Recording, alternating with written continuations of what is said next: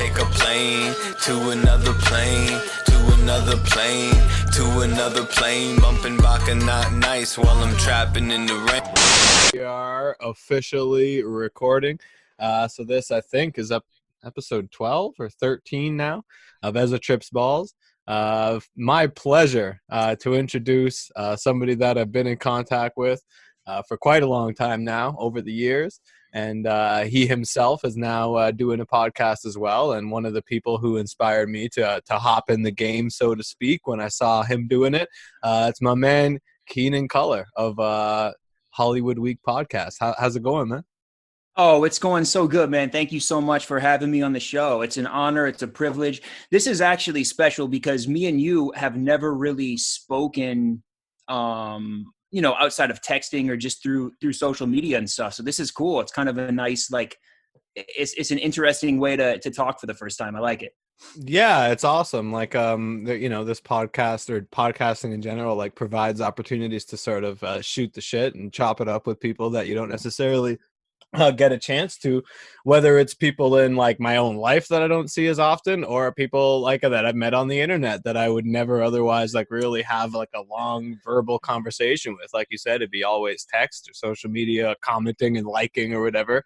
But it's cool to just have a chat, Absolutely, dude. And the thing is, I'm guessing when you said you saw me do it first and then it kind of motivated you, you probably looked at what I was doing and said, I can't be worse than that guy. So what's the worst that could happen? I might as well dive in. That's hilarious. That was not my thought process, but that's how I feel when people say that I'm inspiring them to start thinking about it too. It's you can't do it much worse than I am. So, but that's the thing with podcasting is it's almost a skill that you have to do it to develop the skill.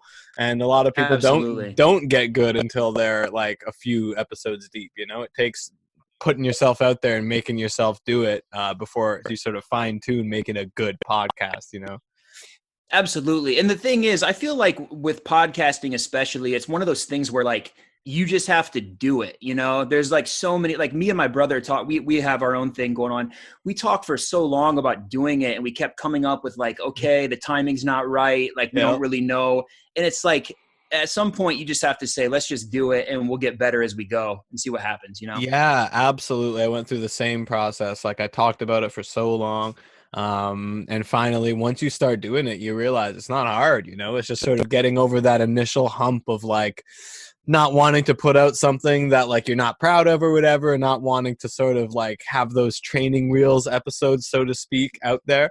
Because you kind of have to take those rides with your training wheels first before you could really keep it afloat, So once you start, though, you find that it's actually really easy and there's no reason not to do it. It's fun. Absolutely, man. Yeah, I mean, we've done 22 episodes of our podcast, and it's I look back at the first couple and it's yeah, that was some rough, some rough goings, but yeah, I mean, you just have to do it and kind of get over those humps and you just get a little bit better every time. Yeah, absolutely. And it's kind of funny. Both of our podcasts mine was right at the beginning of COVID-19. I know yours sort of started a little bit before, and then you kind of rode through it a little bit, and then you did a quarantine episode. Right. That's made the podcasting world pretty interesting as well, because so many people are finding themselves at home, and it's why not start recording conversations, see where it goes, right? Yeah, big time. It's because movies and television was on one hand, it was good we wrapped up when we did, because really in the world of movies and TV, it's just dead now. Yeah. But then the flip side is so many people now are stuck at home, like you said, wanting content, wanting something to listen to. And we're man, we kind of disappeared right when people might have been needing a podcast the most. Yeah, absolutely. And then, so, and then it kind of did give you guys something to talk about, all the delays in the production of stuff in Hollywood and whatnot. So where are you at now? I up until we were setting this up, I still thought that you were way out west. Where are you at now? And what's it been like with this whole craziness going on?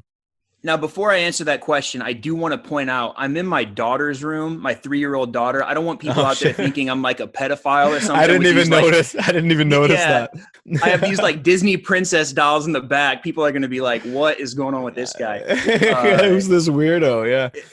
Exactly. Anyway, yeah, so you're right. I was living in LA. I lived there for a while, 15 years. Wow. Quite a while. In probably a year and a half ago, I moved across the country back to where my wife and I, our families are from the Midwest.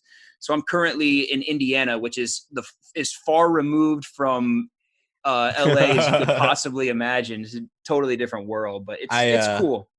I drove through Indiana once, and it was hilarious because I didn't know about the reputation of Gary, Indiana, and Ooh, yeah. you know, just passing through because I was living in the western part of Canada at the time, and I was coming home to visit, and it was actually a quicker route to go over the border and travel through the states and come back up to my hometown rather than to Oh, okay. travel across Canada. It's just quicker travel to go through the states. So yeah, but downside being I don't know shit about where I am or what I'm doing or what town is what. So at one point, you know, we're just rolling through highways and it's the nighttime, you know, like middle of the night kind of thing, and we need gas, and I just, you know, get the GPS to go to the nearest gas station. Fucking takes me to this gas station in Gary, Indiana. Oh my God. I that was my primal experience of America and the difference I'm between so sorry, America man. and Canada. I was still willing to try to get gas there, but my girlfriend at the time was like, "You are not getting out of this car. We are finding another gas station." And you know, luckily I listened to reason, and we moved on. But it was scary, dude. It was out of a movie. Yeah, that's creepy, man. If you go through Gary, Indiana, you have to immediately get a tetanus shot and like go see a therapist, man. It's like dangerous stuff in Gary, Indiana. Holy It shit. was like, you know, we have some, you know, some like pretty janky neighborhoods up here. You know, there are definitely a lot of drug issues and, you know, areas you want to avoid and stuff. Um, that one little experience in Gary, Indiana was like, no, Yeah, America's a whole other story. It was like our jankiest neighborhood times 1,000. Like it was so much more potently janky. You could feel it on you as you're looking around. Like it was something totally. else, dude.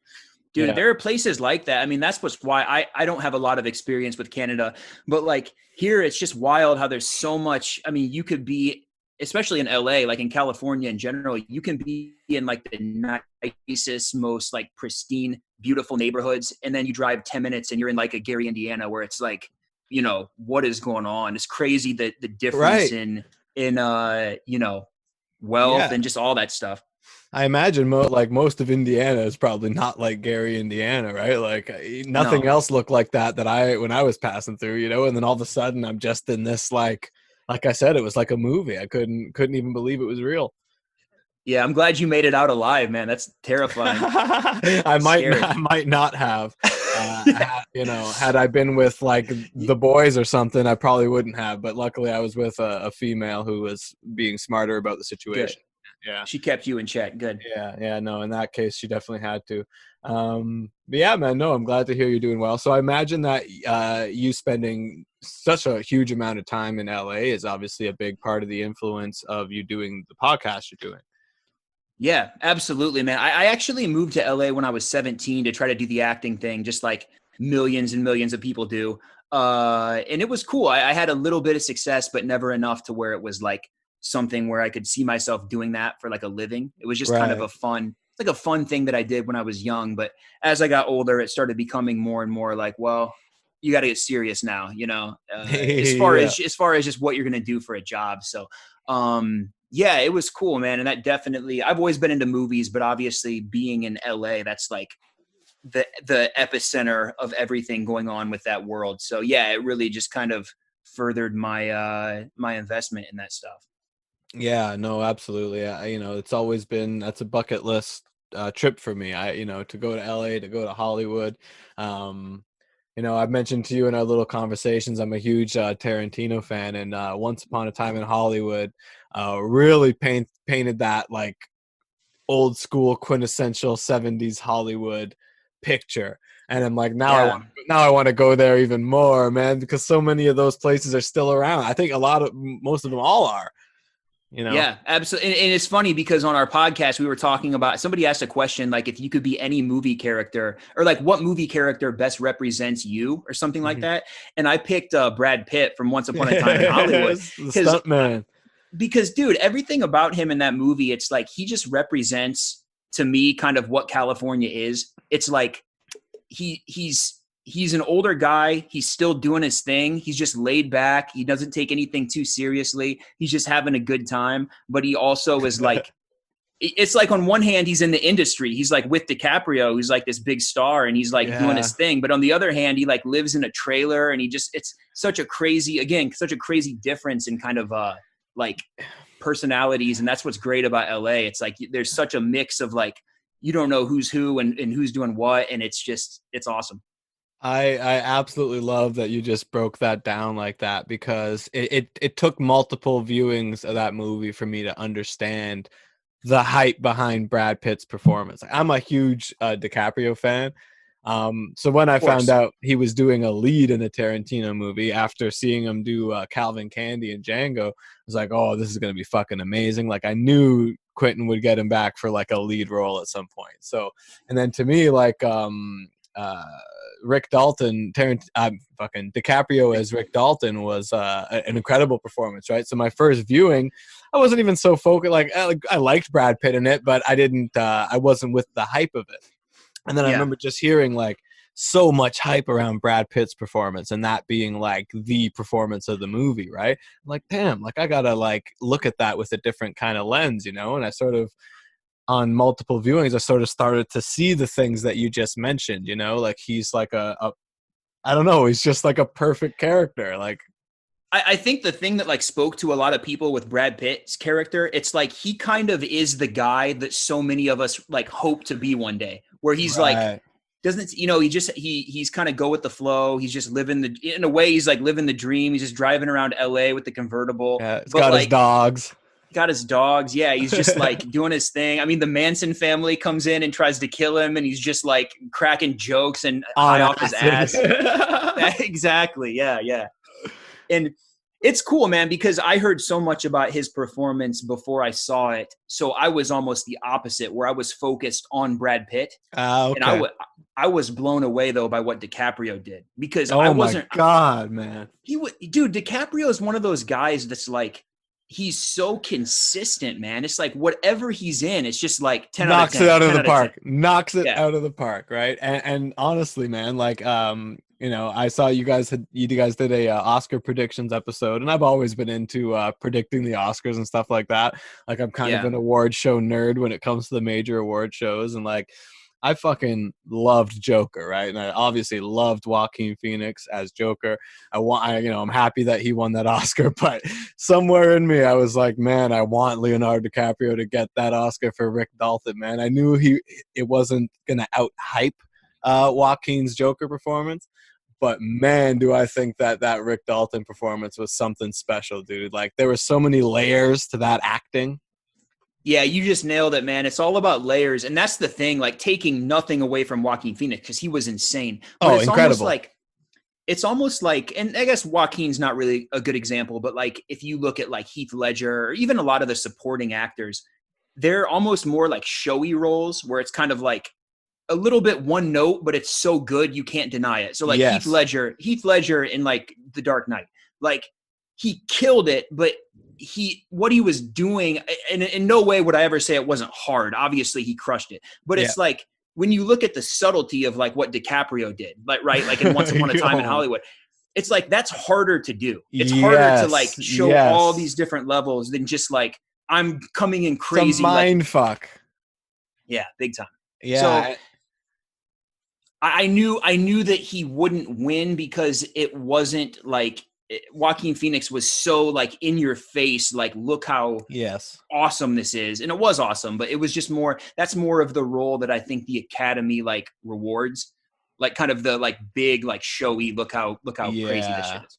Yeah, rather than the more subtle performances, right? Like there's nothing better than that moment when that little girl comes up to him and says, "That's the best acting I've ever scene. Yeah. He just like bites his, he's like, God damn. That starts crying. face is like, that is like the real Leonardo DiCaprio's in there. The character is in there. The character is playing is in there. Like, that is just like unbelievable. Dude, when I was 12 years old and I saw Titanic for the first time, okay, and there's that scene, and this is when I knew DiCaprio. I was like, who the fuck is this guy? Like, you know, I like looked at my mom in the theater. I'm like, Mom, who the fuck is this guy? And like, dude, when DiCaprio is behind, are you familiar with Titanic? Obviously, yeah, of course, yeah, I love it. Dude, when they won't let him through that gate, right? And they're like saying you can't come up this way. And remember, he like slams the gate. He's like, God damn it, son of a bitch! I was like, oh fuck! Like I'm like, this dude just went to level 50. Dude, man, he made that movie. Amazing, man. I mean, he's been killing a lot of things made that movie, but like if it weren't for him in that movie, I wouldn't have the love for it that I do. That's for damn sure. Yeah, and the cool thing with DiCaprio, he's kind of in that zone now where he's like super selective. I mean, he's been that way the last like 10 years, but he can afford to just make like one movie every 2 years even. And like it's still like, holy shit, here comes a new DiCaprio movie. And it's only fire, 100% fire. Absolutely. Yeah. So he's killing it, man. Yeah, you know, he's absolutely fantastic. Yeah, bro. So you know, what else is popping right now? Like, what if you were dropping a Hollywood Week episode right now? What type of things would you be bringing up? Well, before I actually had some questions for you because again, this is the first time that we've really spoken like this. So I had some questions that obviously you're killing it in the music world, man. Like that's your thing. Like I wanted to know, kind of merging the two, when you're like writing music or you're creating music, because I don't know anything about that. Okay. What kind of movies do you normally have on, or like what kind of movies when you watch them like inspires you to like write or like create? That's fucking awesome. That's a really great question, first of all, and thank you for thinking of some questions for me. That's really cool. Yeah, no, I think movies are huge for me, and TV shows as well. You know. Lost, you know, where we connected in the first place was huge for me, as far as part of my creative process, as far as just like dealing with it. Helped me find language for some of the things that I wanted to get across, as far as like living your dream and destiny, and you know, a lot of those themes that are in Lost that I think weren't expressed quite so eloquently before Lost, that really helped me be like, okay, how do I translate this message, which is universal, that any human can really relate to, try to bring that through hip hop. So Lost was a major show for me that got me going. You know, we brought up the Joker already. Anything Batman related, for some reason gets my creativity going. There's just something about the way that character is. Batman's almost an artist in a way himself, in the way that he tortures himself constantly. Oh yeah. You know what Absolutely, I mean? I've man, always related to him so much, you know, so there's a lot of Batman in what I do with that's why Ben Affleck was a great Batman, because like he himself is like a tortured human being. Like you feel like just looking at him, you're like, damn, dude. That dude's got some issues. Yeah, no kidding, man. Yeah, you're right. Yeah, so anything Batman related, I feel like Batman is like a, you know, it's funny, there's like an End philosophy series of books, and there's like a Lost End philosophy book, a Batman and philosophy book, and and so like it's interesting, like, you know, a lot of those things that these types of deep ideas that are put across in art forms that at one point were very surface level, you know, like the old school style, like TV show sitcom or whatever would go, you know, such a formula, right? Like even stuff like the drama, some of the dramas that were there before Lost, like your CSIs and your Criminal Minds, often great shows, but it's like it sticks to a formula, it does what it needs to do, and there's no really extra deepness behind it. And I think things like Lost, and certainly Batman and a lot of the superhero universe getting as popular as they did really translated a lot of those philosophical things into language that we can talk with. And I feel like I want to be able to put those same type of philosophies or get them across through hip hop. And I feel like a lot of rappers are kind of on that same wave, you know, Kendrick Lamar and whatnot.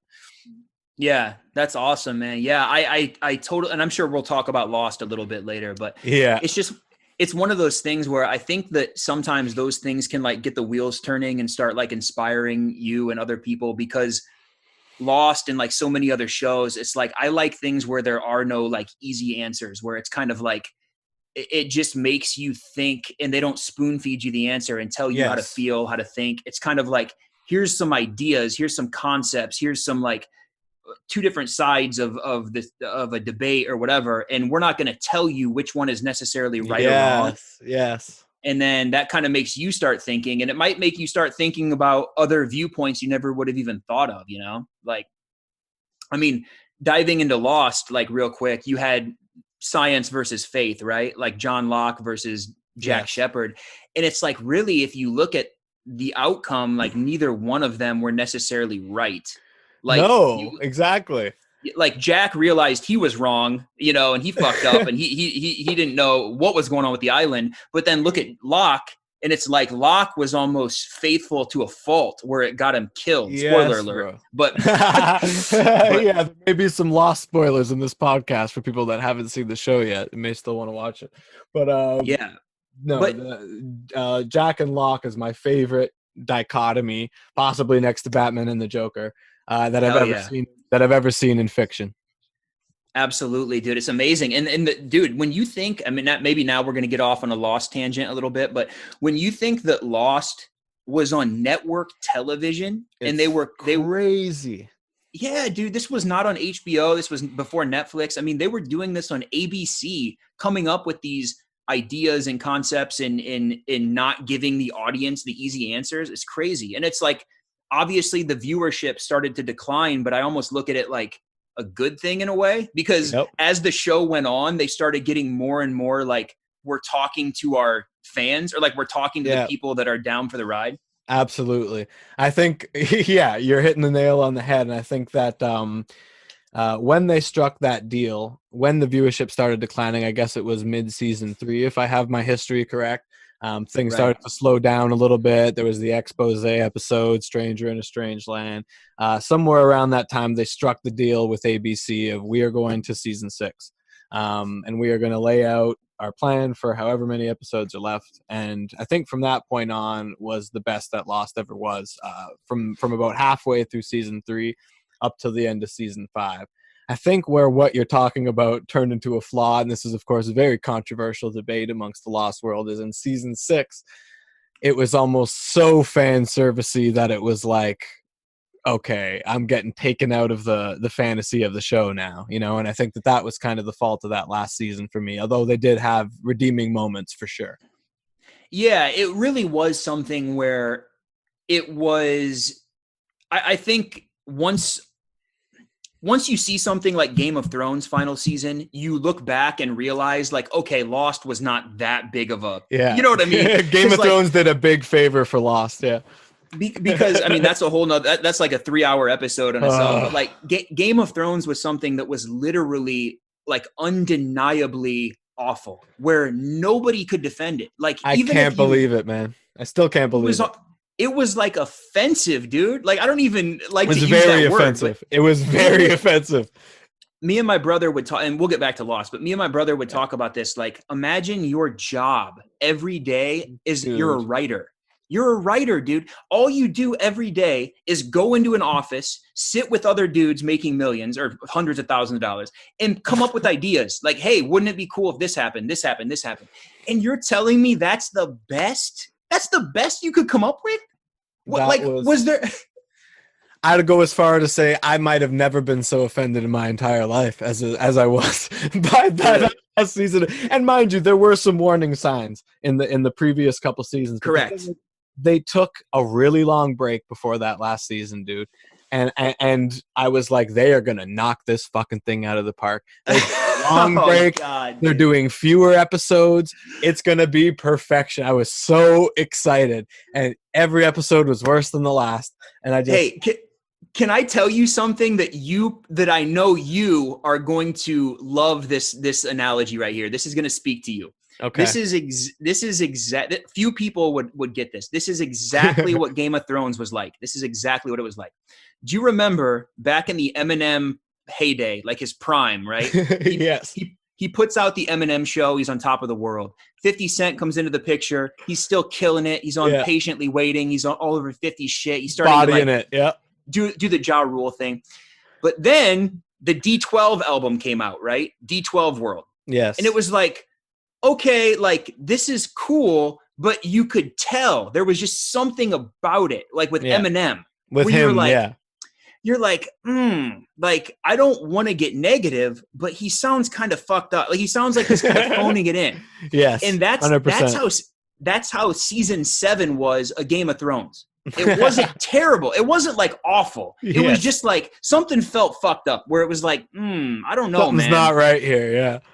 But you hold out hope. You're like, okay, the final season, they're going to kill it. And that's what we thought with Eminem. We're like, dude, when Encore comes out, he's going to be back to himself. He's going to, dude, we're like, that's his solo album. There's no way he's fucking that up. And then that came out and it's like, dude, once Evil Deeds hits, you're like, yo, I'm going to go fucking, go through Gary, Indiana and get killed, and then it keeps getting worse and worse. And there was a couple okay songs, but that is a absolutely perfect analogy, man. And you could see the writing on the wall where it's like, oh fuck, oh no. And I almost had the same emotional process with it because I was trying to make excuses for that final season of Game of Thrones almost the whole time. I was like, it's a little off, but like, they could still save it. Like they could, same with when I was first listening to Encore. I was like, maybe he's doing something here, like trying to like. He was doing something. All right. He was definitely doing something. God, man. And both of them were just phone-ins to the umpth degree, despite being at the top of their fucking popularity peak. Absolute phone-ins at the worst time. Dude, I was the same way with Game of Thrones. Every episode, I would be like, okay, like just take a breath. Like the next episode, they're gonna fucking kill it. But dude, it got to the point where it's like, okay, now the show's over. Now it sucks. It just sucks. Yeah, there's nothing you can do. But anyway, back to Lost though. Yeah, that final season of Lost, it's like I think the reason it's still like holds up for me and I still like it is because as far as the characters go, with the exception of maybe Saeed, but like as far as the characters go, I feel like they still nailed the emotional payoffs. Like the finale episode, I mean, your heart was like this is fucking awesome. It's just all of the mythology stuff you feel like was very hit or miss. Some of it was cool. Some of it was like, what's going on? Like I could have done without that in the final season, right? Totally. Big time. Absolutely. Saeed was a disaster, unfortunately. At the time, it didn't even bother me that much because I was so into what was happening with Jack and the Man in Black / Locke and Desmond, and they all got fantastic. But when I went back and watched early episodes again and saw some quintessential Saeed, I was like, my heart really broke at that point for what ended up becoming of that character. I think the crazy thing is, it's like, if you're going to do something that batshit crazy, that should have been something like in season 5, right? Yes. And then season 6, you give him his like redemption. Bring him back. Yeah. You don't bring him back for literally 6 seconds when he decides, now I don't know, dude. That was definitely like the low point of season 6 for me. Yeah. And, and my brother brought this up to me the other day, Jin and Sun's, the emotional payoff of their death was great. I cried, you know what I'm saying? It got me there. It got me where it needed to get me. But from a plot standpoint, it really cheapened their entire storylines. Like it almost like they really didn't die for anything. You know what I mean? Like it was all for that payoff. Like their entire journeys just led to that death moment, and their death wasn't really significant other than in and of itself, it was a special moment. You It know, was sad. It also didn't really make sense because like they left their kid as an orphan. Like, you know, that's fucked. That's messed up. And they had the choice. Jin had the choice. Yeah. So So as beautiful of a moment it was, that was like, man, you're not going to give them something better to do. You know what I mean? After all that, they're going to reunite and then just die. the thing that's funny though, and maybe this is just being too biased or too much of like a fanboy with Lost, but it's like at least a lot of the stuff they did was like interesting. Where even if it didn't quite work and it was like, like what is this? It was still like you kind of look at it like, oh well, at least they tried to do something kind of weird. Where it's almost like if they would have just coasted and took the easy route, I don't know if that would have been any better either. It's like at least they tried. They tried to do something batshit crazy. That's how I feel. I don't know if this is what you're referring to, but with the whole Flash Sideways alternate timeline, which was the big fucking polarizing thing in that season, right? I'm extremely happy that they tried to do something that fucking wild. You know, that is a fucking insane idea. I can't believe that ABC let them do that. And it had its problems. There was a lot of times I'm watching and I'm going, what the fuck are they doing right now? It was just like, hey, here's Kimi. Remember Kimi? Oh, remember Mikhail? It's just like, what does this have to do with anything? Like, I know I love these guys, sure, like, you know, but the idea behind it, it's really bold, really daring, and I'm glad they did it. Sorry, say whatever you were going to say, and then I wanted to bring up if you've ever watched Damon Lindelof's next show, The Leftovers, because they tried something similar in that. I was just going to say that I guess the last thing we'll say about Lost, like one of the most frustrating things to me, and like this sounds like being one of those like douchebag, like, you know, know-it-alls, like, but it bothers me how so many people, when you talk about Lost, they don't understand it. There's only like a few people, honest, like that I've ever come across that really understand like what happened at the end of the show. At least, not even like, I don't know if anybody truly can say concretely like this is what happened, but no, so of course many. not. But how many people have you talked to in your life when you talk about Lost and they're like, oh yeah, well, kind of dumb. They were all just dead in the end. And it's like, dude, no. I would say like over 90% of people. Yeah. Got and it's like, impression. what the fuck are you talking about? Like that's not at all what happened. And if you thank you. Yes. It's like if you think that happened, like this. Of course you don't like the show if that's what you think happened, right? Like exactly. You clearly weren't paying attention somewhere. So that's frustrating. But. Yeah, I agree. And you know, we could do a fucking whole podcast, the two of us probably just on Lost. We have multiple episodes talking about stuff, and maybe something that's something we could talk about in the future. But I do want to say, you know, the end itself, that final moment of them all being in that church and walking through into that light, and nobody really knows what that means and where they're going. That's the beauty of it, right? For me, that was just worth it all, worth all the little slip ups that happened. And yeah, for people that didn't understand what happened there or what the idea was there, I feel sorry for them because they missed the whole moment of redemption for that whole season and the show in itself.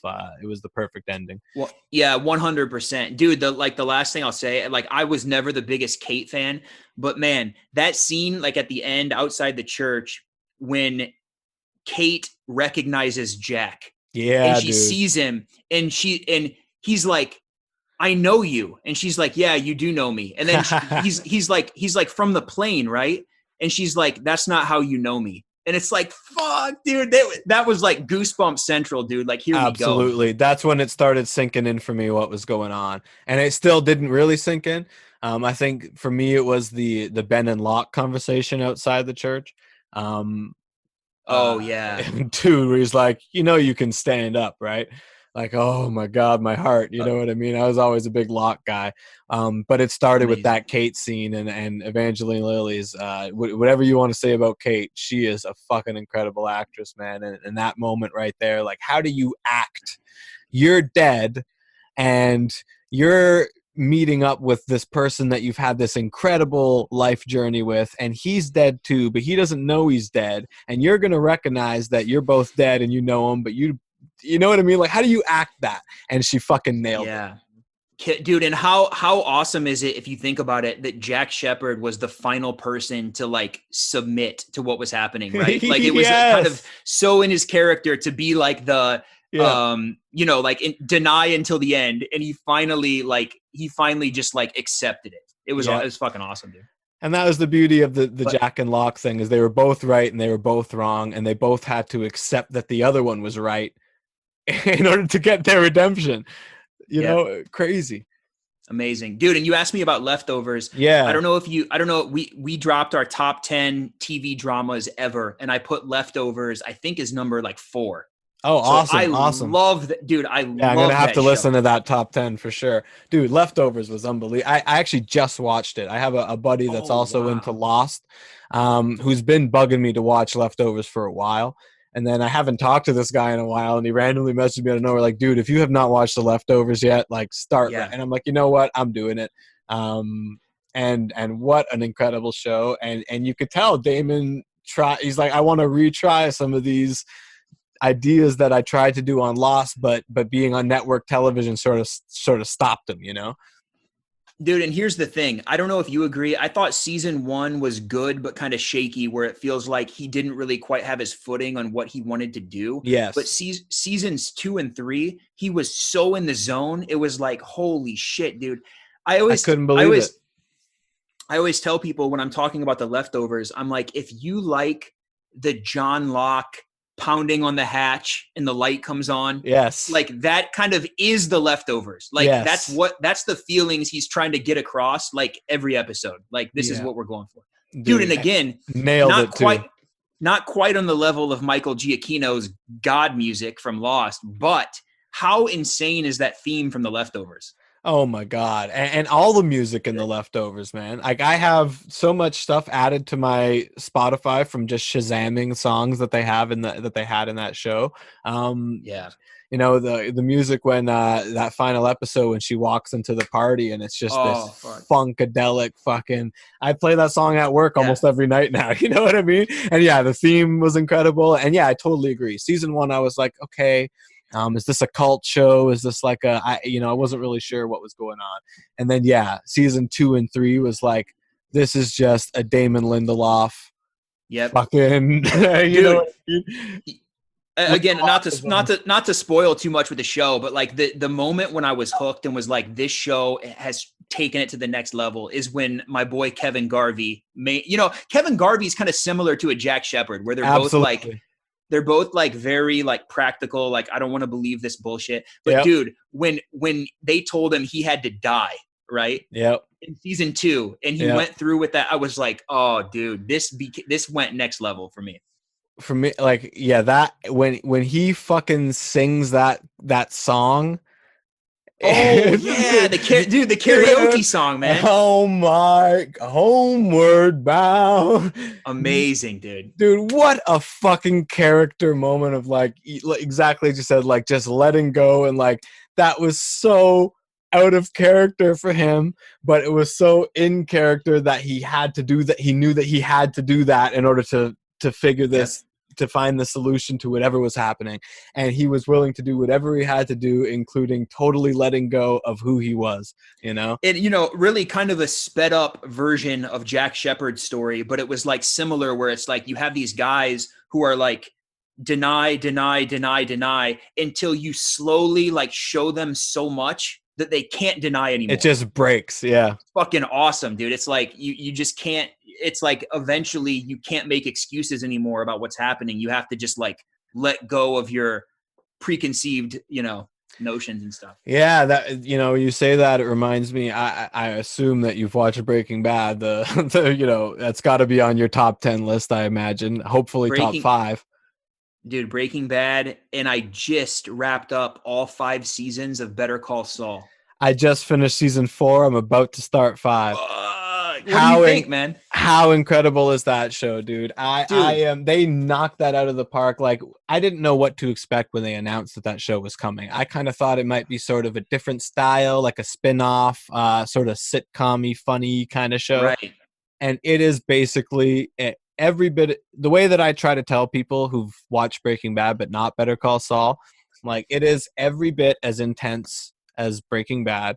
The only difference is no Bryan Cranston, which is a big difference, and B, the stakes aren't quite as high because you know to some extent who lives and who dies. Other than that, it is just as fucking heart pounding and intense and edge of your seat and immersive and funny and just everything that Breaking Bad is in Better Call Saul, and it's perfect, man. I love it.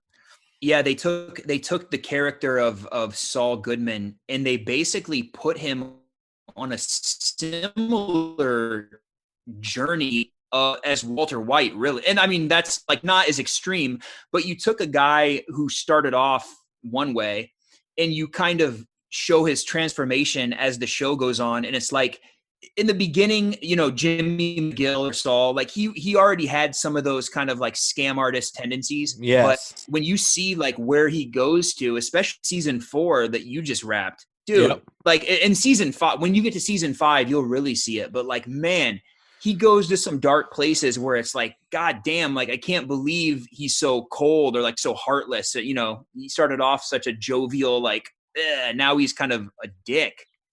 Right, and we did see that happen with Walt as well, you know, and I think the big one of the big themes there is like they always had that in them somewhere, you know, and it took life just fucking with them and fucking with them and fucking with them and fucking with them to the point where they're like, okay, this is just what I'm supposed to be. I'm just supposed to be this, obviously, because nothing else is working. I mean, the thing with Better Call Saul, I love the show. Obviously, I'd probably put it in my top 10. I'd have to think about that. I think it deserves to like be in the same.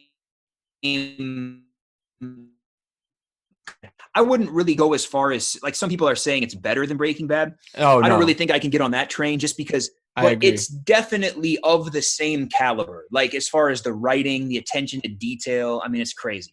And I think right Better Call Saul, like nails the simple like character dynamic back and forths. Like the smallest, most like mundane, like this isn't that big of a deal. Those are the moments you're talking about that are like nail biting because you're like, fuck this guy, like Saul, like he's such a fuck up and he's such like a.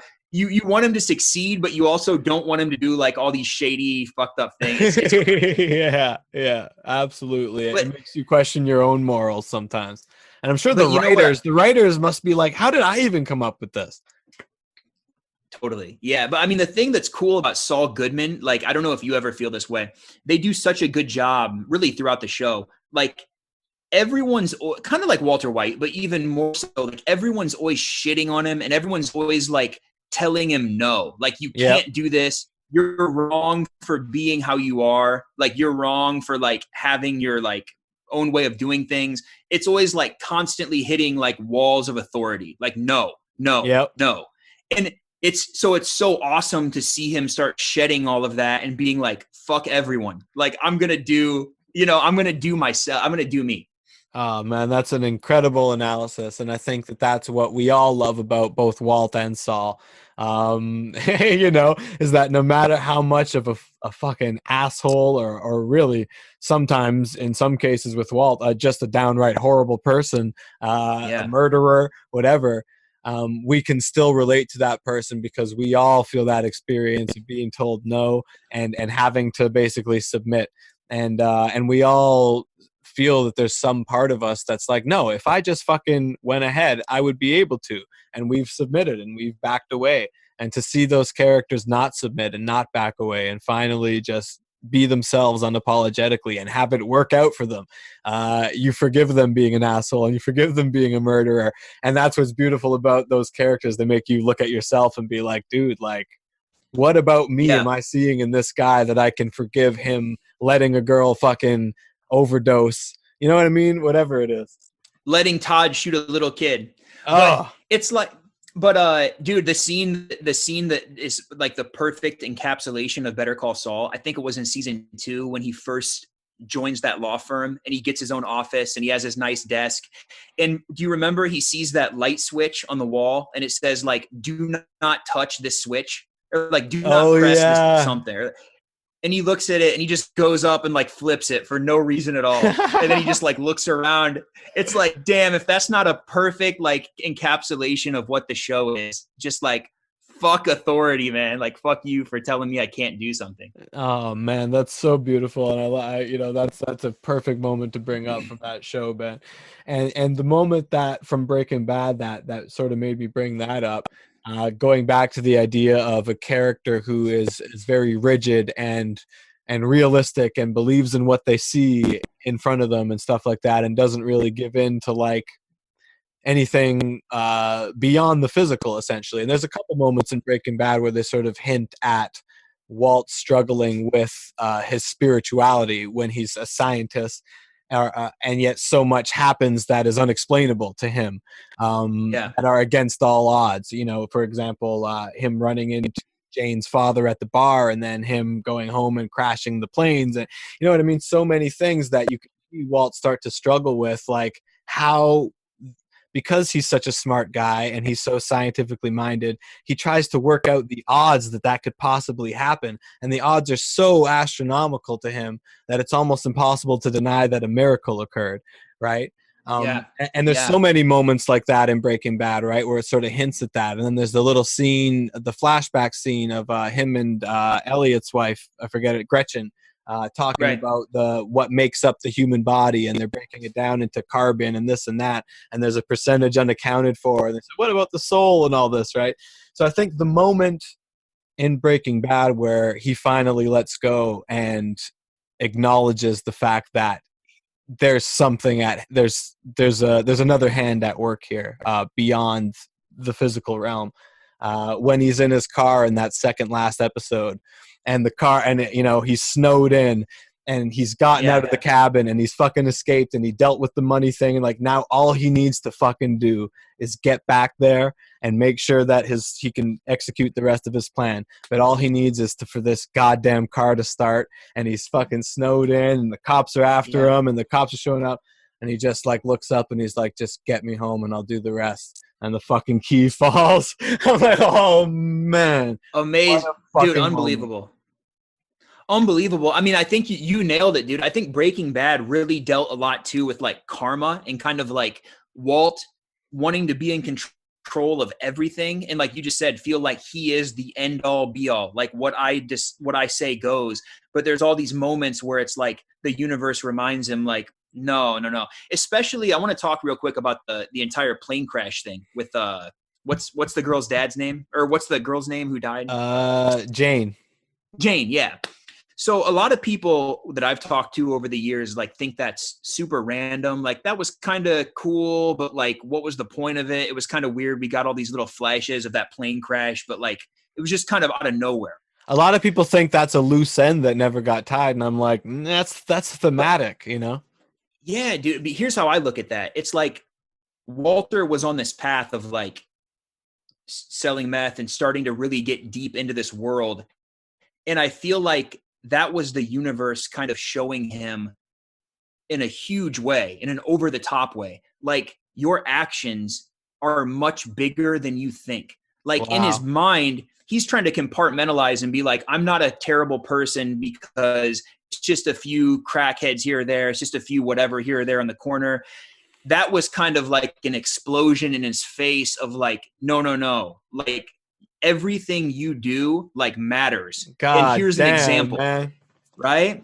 You just blew my mind. And it's like, it's like, that's a big example, but it's like, don't you look at that as like the universe kind of regulating on him and being like, look, man, you're not in the clear, or you're not innocent in this.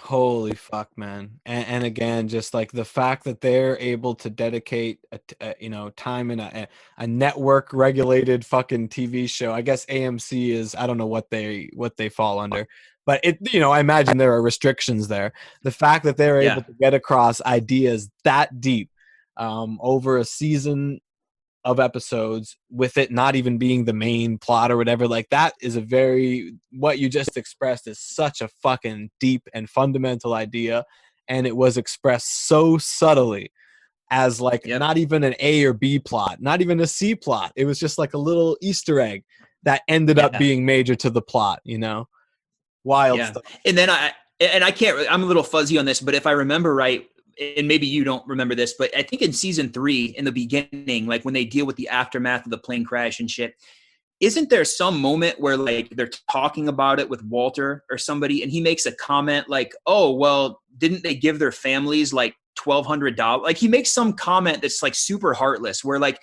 you kind Yeah, of realize he's trying to feel better about himself by saying like, right. "Oh, well, they gave the families such and such amount of money. Like we shouldn't. It's not." And it's you realize like he doesn't give a he's cold, man. He doesn't give a He shit. didn't learn his lesson, right? He's still No. compartmentalizing. He's still making excuses. He's still saying how it's not his fault and how it doesn't, how his actions didn't matter Yeah, because dude. he's But then hoping they I didn't. mean, but then you finally get that moment in the very last episode when he goes and talks to Skylar one last Yes. time, and he admits like, I did it for me, and I did it because like it felt good for me, you know. And it's like that's what she's Yeah. been waiting to hear these last 5 seasons, dude. And we didn't even know it, but it's what we were all waiting to hear, you know? And I didn't Yeah, even know it until he said it. And I was like, damn. Like, awesome, it's so true. It's so goddamn true, right? But, you dude. know, That makes me think of another question I had for you. I let's take Lost out of the equation because I think you would say that, but what do you think is the best ensemble cast whoo, of a show, of a TV show outside of Lost? It can be comedy, it can be drama, it can be whatever. Like just as far as the most memorable characters. that is a fantastic question. You know, Game of Thrones easily could have been up there had they Yes. not had they not taken themselves out of every conversation in my mind. Yeah, Game of dude, Thrones is because up there. Game of Thrones, like the last season, almost like retroactively shits on the previous seasons, where you're like, dude, Yeah, maybe Tyrion wasn't that cool. He's kind of just a maybe dipshit maybe the last maybe season. I was just getting duped, you know. Right, exactly. Yeah, Yeah, yeah. yeah. No, maybe it wasn't that great. Yeah, it's kind of funny when something's that bad, it kind of deserves that punishment. But anyway, yeah, Game of Thrones for sure. Um, Huge fan of The Office, The American Office. That's definitely one of my favorite ensemble casts ever. The fact that Absolutely. Steve Carell was able to leave and they still pulled it together and made a fucking amazing show without that incredibly strong presence Yeah. is awesome. Um, Ensemble Dude, cast. did you ever watch Parks and Rec?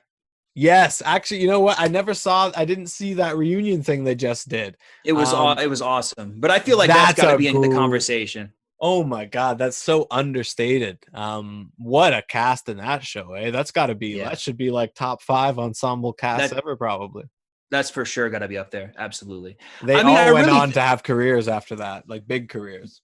big time. And the thing is, they were all I feel like Parks and Rec was more like The Office I would still put above Parks and Rec, but I think Parks and Rec was almost more like consistently funny, where at least in my opinion, Yeah, every episode was like great.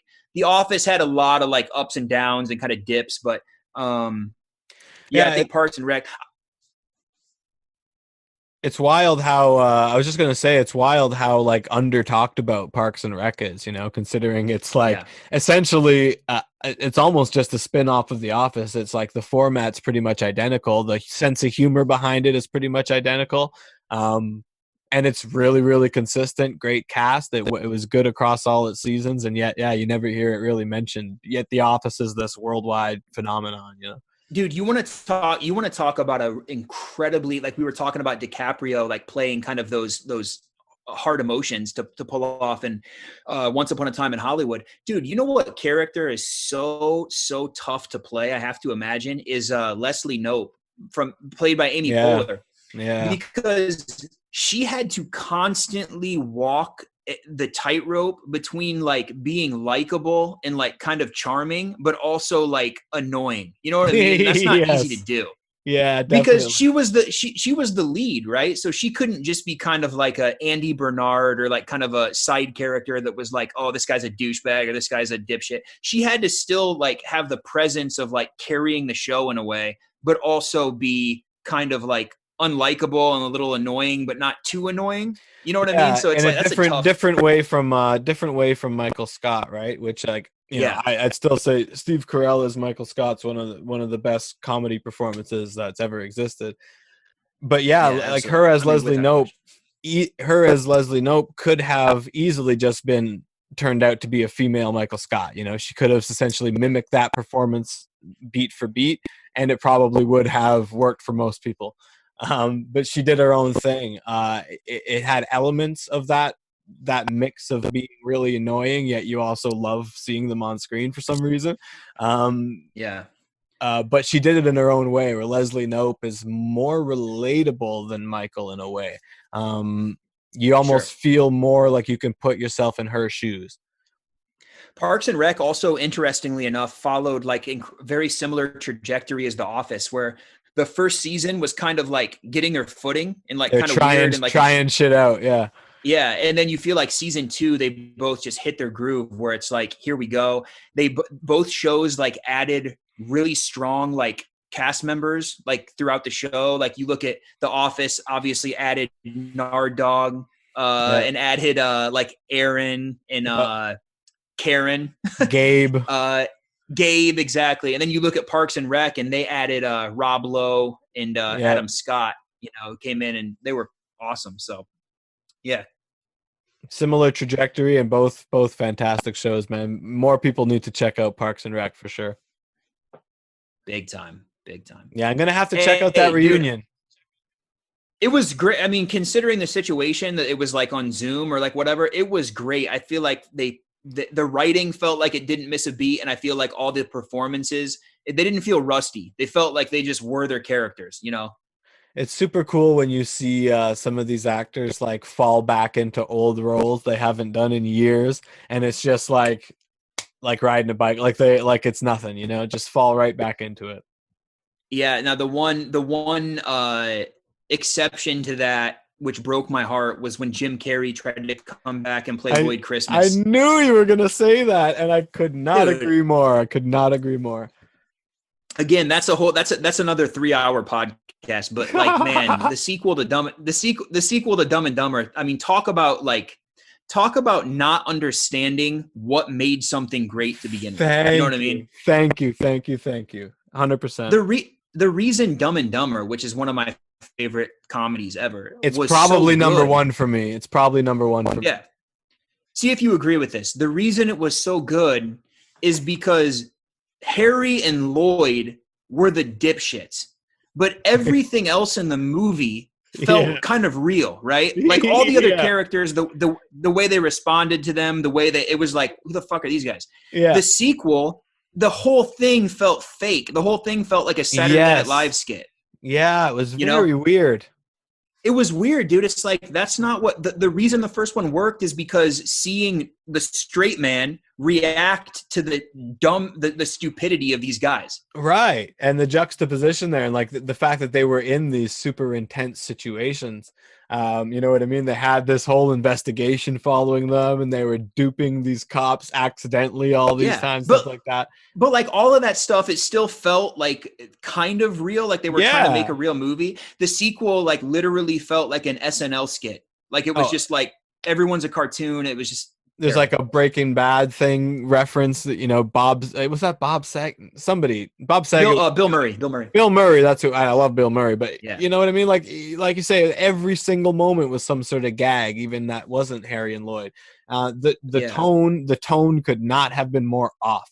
Like, I don't understand how they watched Dumb and Dumber and then made Dumb and Dumber or 2. Cannot believe it, dude. And the thing is, like, I thought Jeff Daniels was pretty good, all things considered, but Jim Carrey felt too much like he was trying to do an impression of himself. Yeah, you know what I mean? It was like, really strange.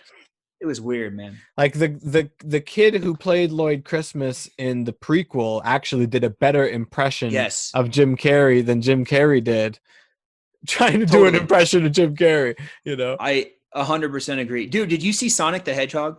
No, actually, I would love to, though. I think that he was a great choice for Robotnik. And he was hilarious. Like, I thought he was definitely funnier in Sonic the Hedgehog than he was in the Dumb and Dumber sequel, which I don't know what that says, but I'm glad to hear it. I'm glad to hear that. Hey, I've had this idea for a movie, and think about this. I've always thought it would be incredible, and it's never ever going to happen. but I would love to see a movie that is Dumb and Dumber, but from the police perspective and from the perspective of the cops and criminals. Totally serious movie. You know what I mean? Oh my God. Where they're actually trying to catch these two guys, and these two guys keep foiling them at every opportunity, and they don't know how these guys are getting past. Like a serious movie that's a spin-off of Dumb and Dumber, but it's the same story from the perspective of the cops and criminals trying to figure out what the fuck these two guys are doing with this briefcase. And then to the end, you find out they're a couple of goofs. Dude, I absolutely love it, man. You get like David Fincher to direct it, and it's just like this super gritty, like, yes. Oh, I can't even imagine. You know? Yeah. Then in the end, you just see Jeff Daniels and Jim Carrey pop out of the swimsuit bus. Those are the two guys, and you're like, oh, it's Dumb and Dumber from the other perspective. Boom, mind-blowing fucking moment. It's kind of crazy how like comedy has changed so much. Like when we're in the same ballpark age-wise, I think. But like when we were kids, we had movies like Ace Ventura, Dumb and Dumber, Billy Madison, Happy Gilmore, Waterboy, like these kind of big Tommy Boy with Chris Farley. Yeah. Oh, fuck yeah. It's like then we kind of went to this phase where like nobody wanted to do like the big physical comedy. Like that wasn't funny anymore. And then it became this like Judd Apatow style, like humor is coming from like the awkwardness of a situation. Yeah. So like it's no longer like a Jim Carrey or a Chris Farley or an Adam Sandler like making goofy faces. Now it's like quick little like kind of subtle like Jonah Hill, like how can you acting real but funny, you know? Exactly. Like, hey, I fucked your mom. Ha. And everyone's like, oh God, that was funny. He said that. It's just weird how it kind of evolved. And I feel like I don't know, man. I like both, but I feel like that awkward style of humor is getting a little stale for me, where it's like, I'm ready to go back to the performers more like. Yeah. I feel like it didn't age as well. I enjoyed a lot of those movies during their time, but I feel like I can go back and watch a Dumb and Dumber or an Ace Ventura way before I'd go back and watch like fucking, I don't know, you name it. Like, they're all fucking the same. Like 40-Year-Old Virgin or like Knocked Up or like you know, and like I guess who would be the last one to do those big performance movies, like a Will Ferrell maybe. With Talladega Nights was probably one of my favorite, like one of my last favorite, like, you know, solo comedies, right? And then Walk Hard, the Dewey Cox story, with amazing. One of the most underrated movies of all time in my mind, you know? Yeah. But I can't think of much after those guys where you just have a comedy star, like a fucking Jim Carrey, Chris Farley, Eddie Murphy, like where they have a run of movies where it's like, if they're the star of this movie, it's going to be funny. Like it doesn't exist really anymore, does it? No, I mean, you still have guys like Kevin Hart and stuff, but I feel like they don't have like the widespread appeal of, or as far as like box office wise, as somebody like a Jim Carrey. But that's an interesting point. It's like really, there are like no more movie stars anymore, right? Like a name does not sell a movie anymore. It's got to be an ensemble. It's like people like collaborations. Or I feel like it's either got to be like a franchise where it's like, okay, I'm going to go see Spider-Man Homecoming because whatever. Like I'm going to go see Iron Man 3 because I love, or it has to be like a director. Like, oh shit, Christopher Nolan's new movie. We got to see it. True. It's no longer, I mean, look at like Brad Pitt. I don't know if you saw it. Did you see Ad Astra? That like space movie? Oh yeah. No. How was that? It was awesome. But it's like, that's Brad Pitt. He's headlining a movie. His face is plastered all over the poster. And it didn't really do that well, did it? Didn't make any money, and it's like a big sci-fi movie, and it kind of just shows like there are no actors. I mean, maybe The Rock. I'm just trying to think of who's like the last bankable star where it's like you put their name on it and it's going to get attention, or like we got to go see this. Yeah, and you pretty much always have to pair them with somebody and be like, oh, I want to see that contrast, or that, like you pair Rock with Kevin Hart, like whatever it is, you know? Yeah. It's never just like a one-man show anymore. Yeah, that's exactly right. Yeah, it's interesting how it evolved. Well, dude, before we talked a lot about movies. I don't know if you have any, obviously I'm down to talk forever, but I don't know, before we wrap it up, entirely, I want to ask you some music questions because I actually I want to pick your brain for just a little bit Absolutely, man. on some music stuff. Would love to. So I know obviously you're a huge Kanye fan. Oh yeah. Obviously you were at one time a huge Eminem fan. I'm guessing probably not quite as much these days. Yeah, I am, but not quite as much. Yeah, I'd say that's accurate. So here's my question that I wanted to see what you think. Where do you think, this is like a broad question, where do you think Kanye and Eminem should go career-wise? Like if you were them, like if you're Kanye, like what do you do? Like what would you like to see him do in your perfect ideal? And the same with Eminem. Like what could they do to like really grab you again? Like here we go. That's awesome. That's really great. And I think, you know, they're similar in their magnitude, in their influence on the industry, not just hip hop, but the music industry, and certainly their influence on hip hop. Both of them have been mimicked endlessly. I think they're probably the two most influential figures as far as there's been so many people trying to do what they do after them. I don't think there's any two names more so than those two. So it's always interesting to see where somebody like that is going to go because they're almost always going to be at the tip of the spear. And it's going to almost always lead a bunch of people to follow that direction. And it's going to create a bunch of new waves, right? I'll start with Eminem because he's the one where I'm less happy with what he's done. Yeah. So I've gone back and forth with him so many times where I've thought I just want to see him hang it up and save his legacy and quit while he's ahead and walk away where we can all still be proud of the man because he has a very bad habit of ruining things when he is at the top of his game. So where I was at with Eminem was, you know, he came back after I actually really liked Relapse, and that's an album that he shits on himself and is not proud of, where I think it was fucking awesome. Just sort of him getting back into getting his feet wet again and starting to just flex his rhymes and just going hard over a bunch of Dre beats and talking about a bunch of wacky shit and just rhyming his ass off, right?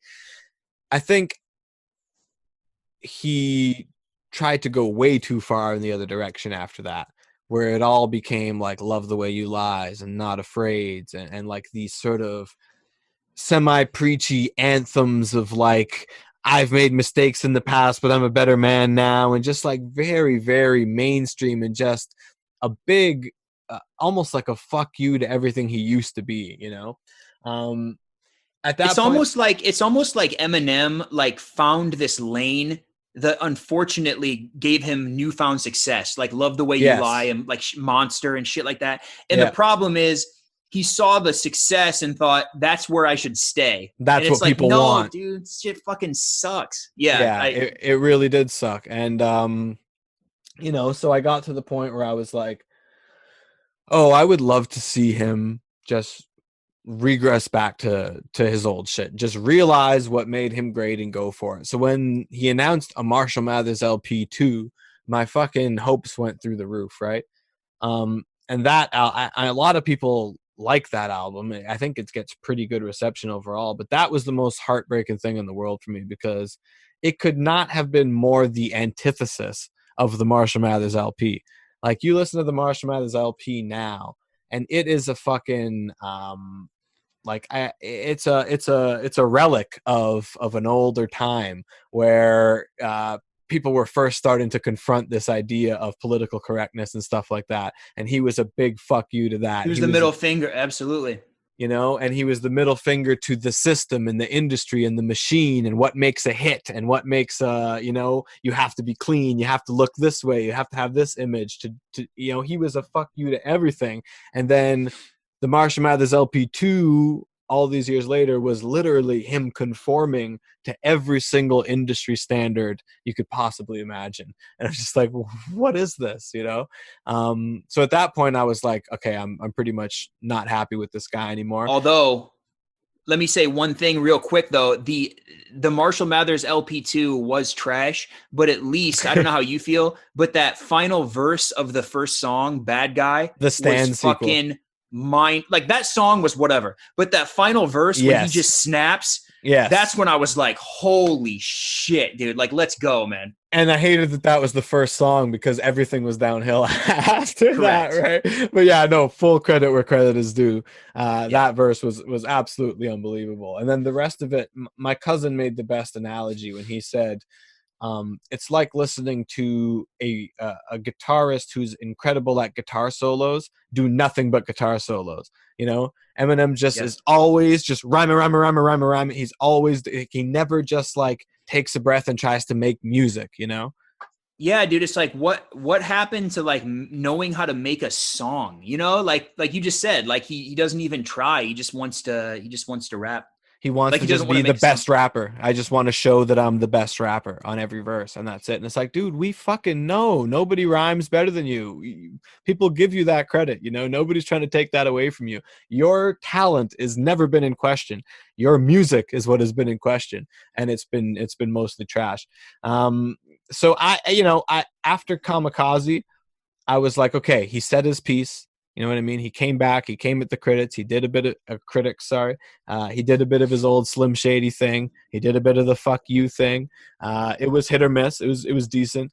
I was like, all right, now I hope he just hangs it up, you know? And then the Machine Gun Kelly thing happened. And he has the biggest fucking diss track of all time, dissing somebody half his age. And I'm like, it was a cool diss track, but this is not what I want to see from this guy. Yeah.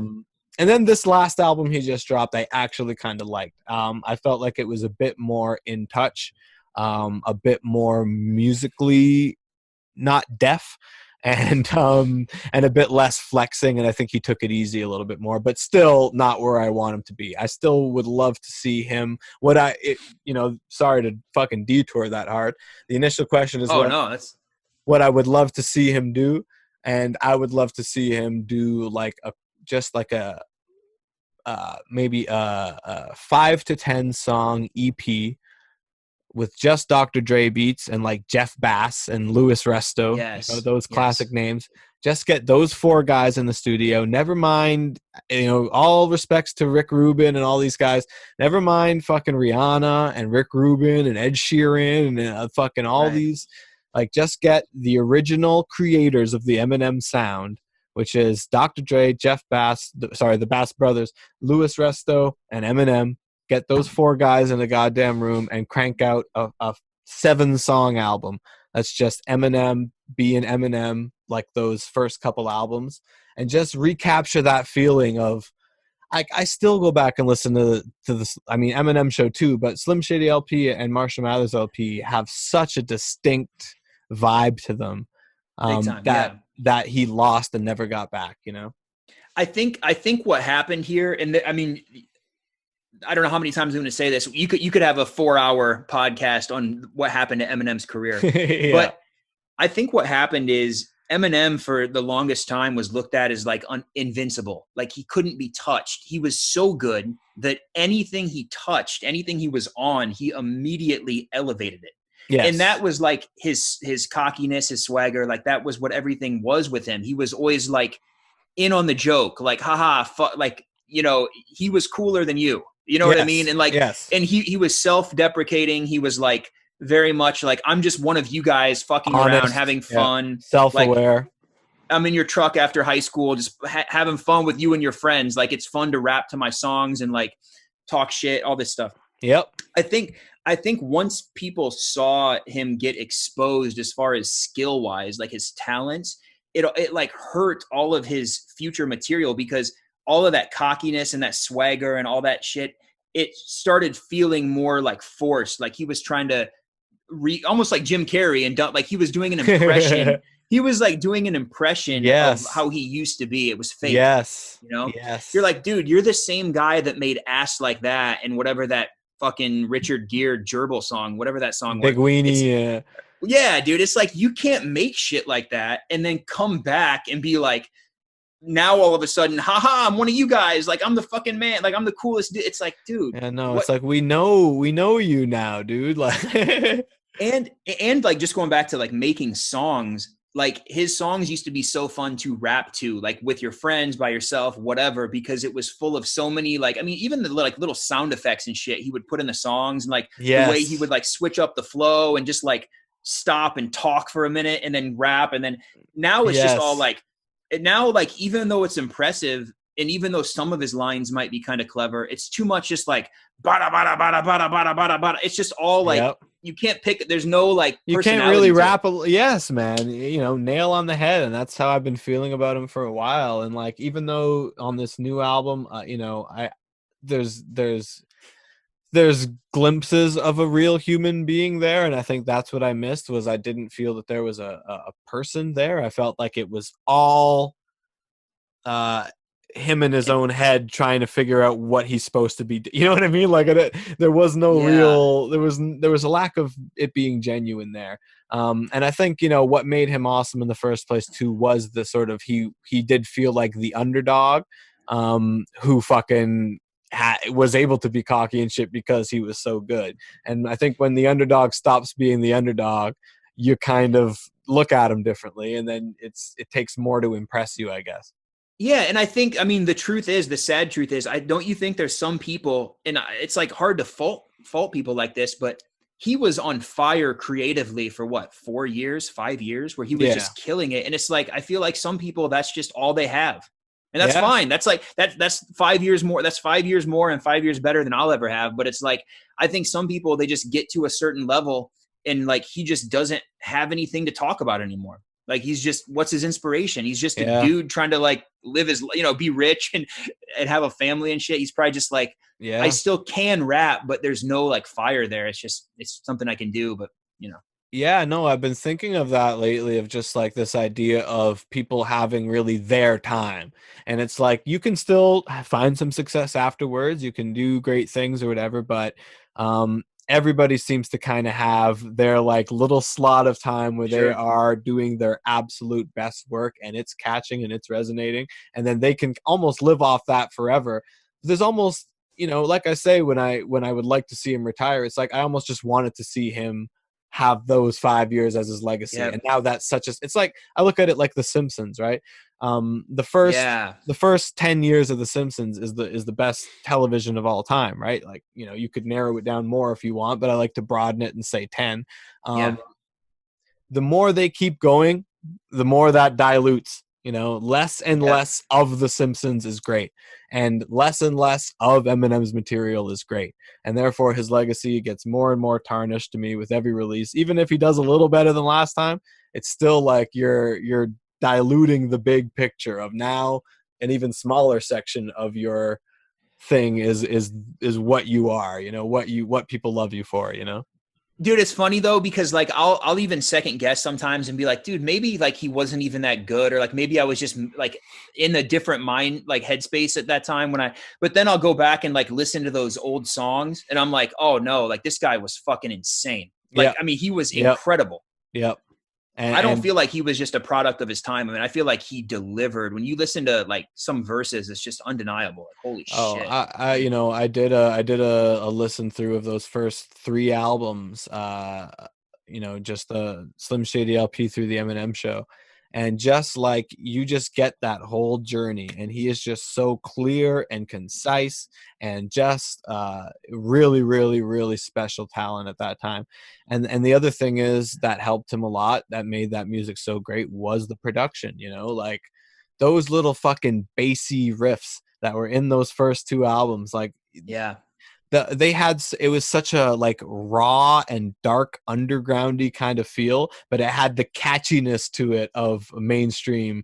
And whatever formula they were working with at that time, like, I don't know why nobody's ever made a beat like that ever again. I don't think there's a single rap beat that sounds anything like those beats on those first 2 albums. Like, why not? Why can't you make another beat like that? I don't get it. I would just love to hear Eminem be able to rap on some beats like that again, even if he can't capture his magic the same way.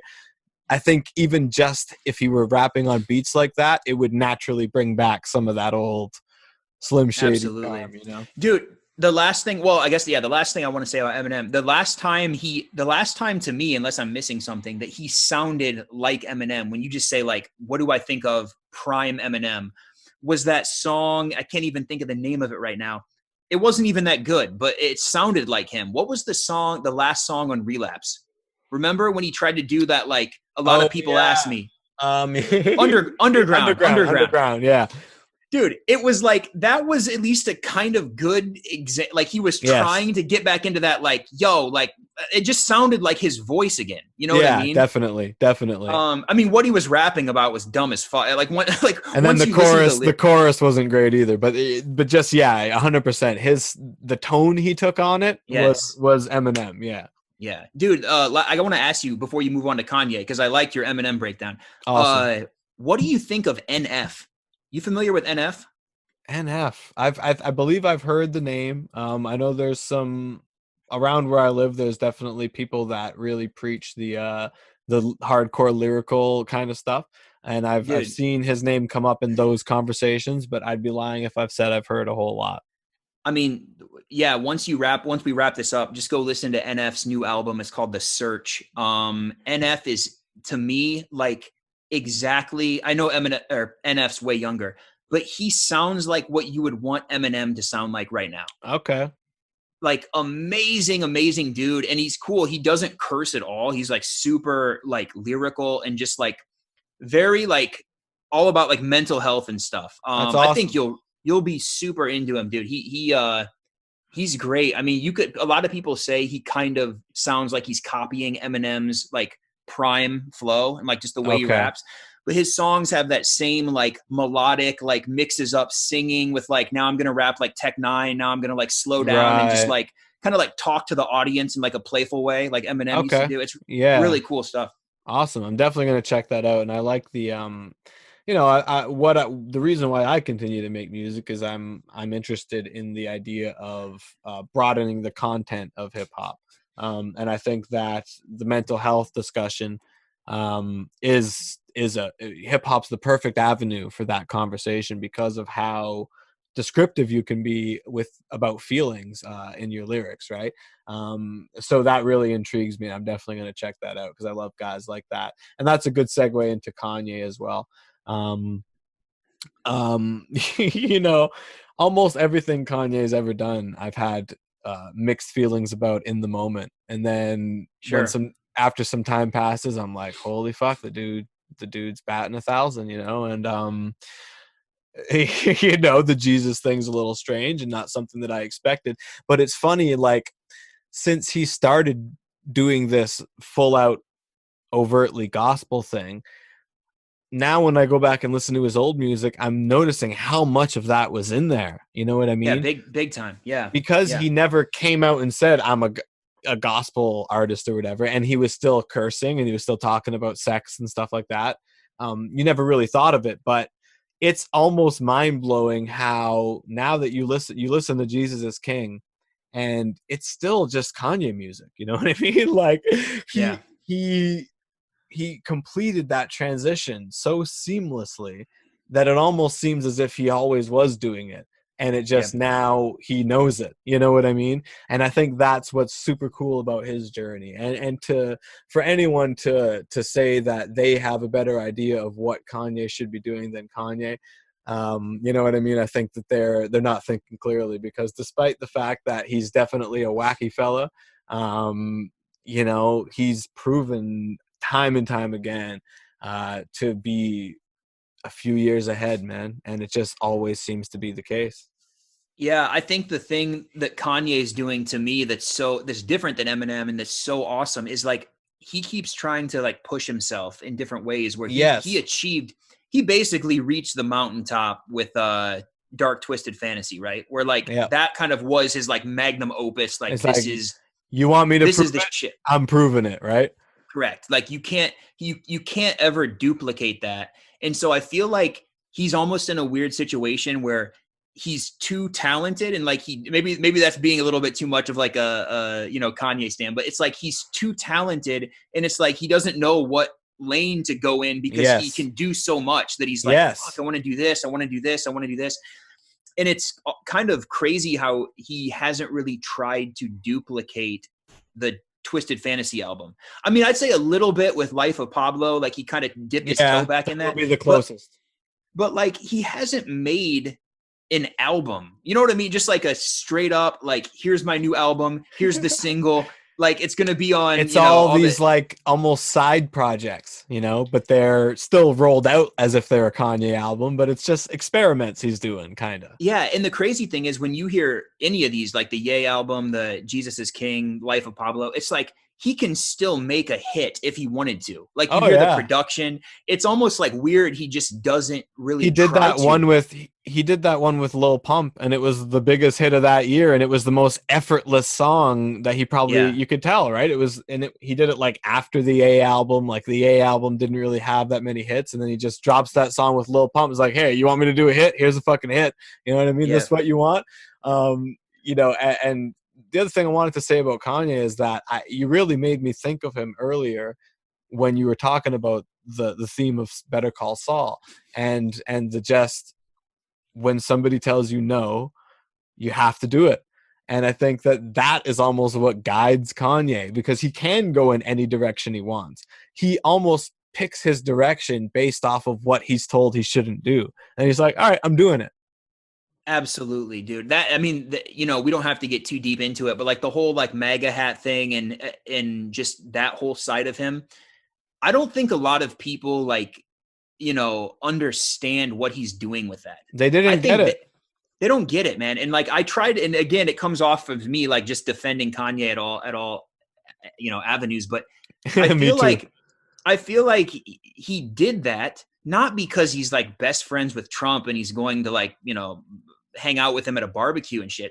It's like he did that because everyone boxes, rappers and people like him and people in that group. They box them into this they pigeonhole them into this category of like, you have to like he said, you have to think this way. You have to do this. You have to do this. And he's like, why the fuck do we have to do this? What if I did this? You know what I mean? And he's kind of showing people like, even if you don't agree, even if you hate Trump, whatever, like just open your mind, man. Don't just like go down the path because everyone's telling you to.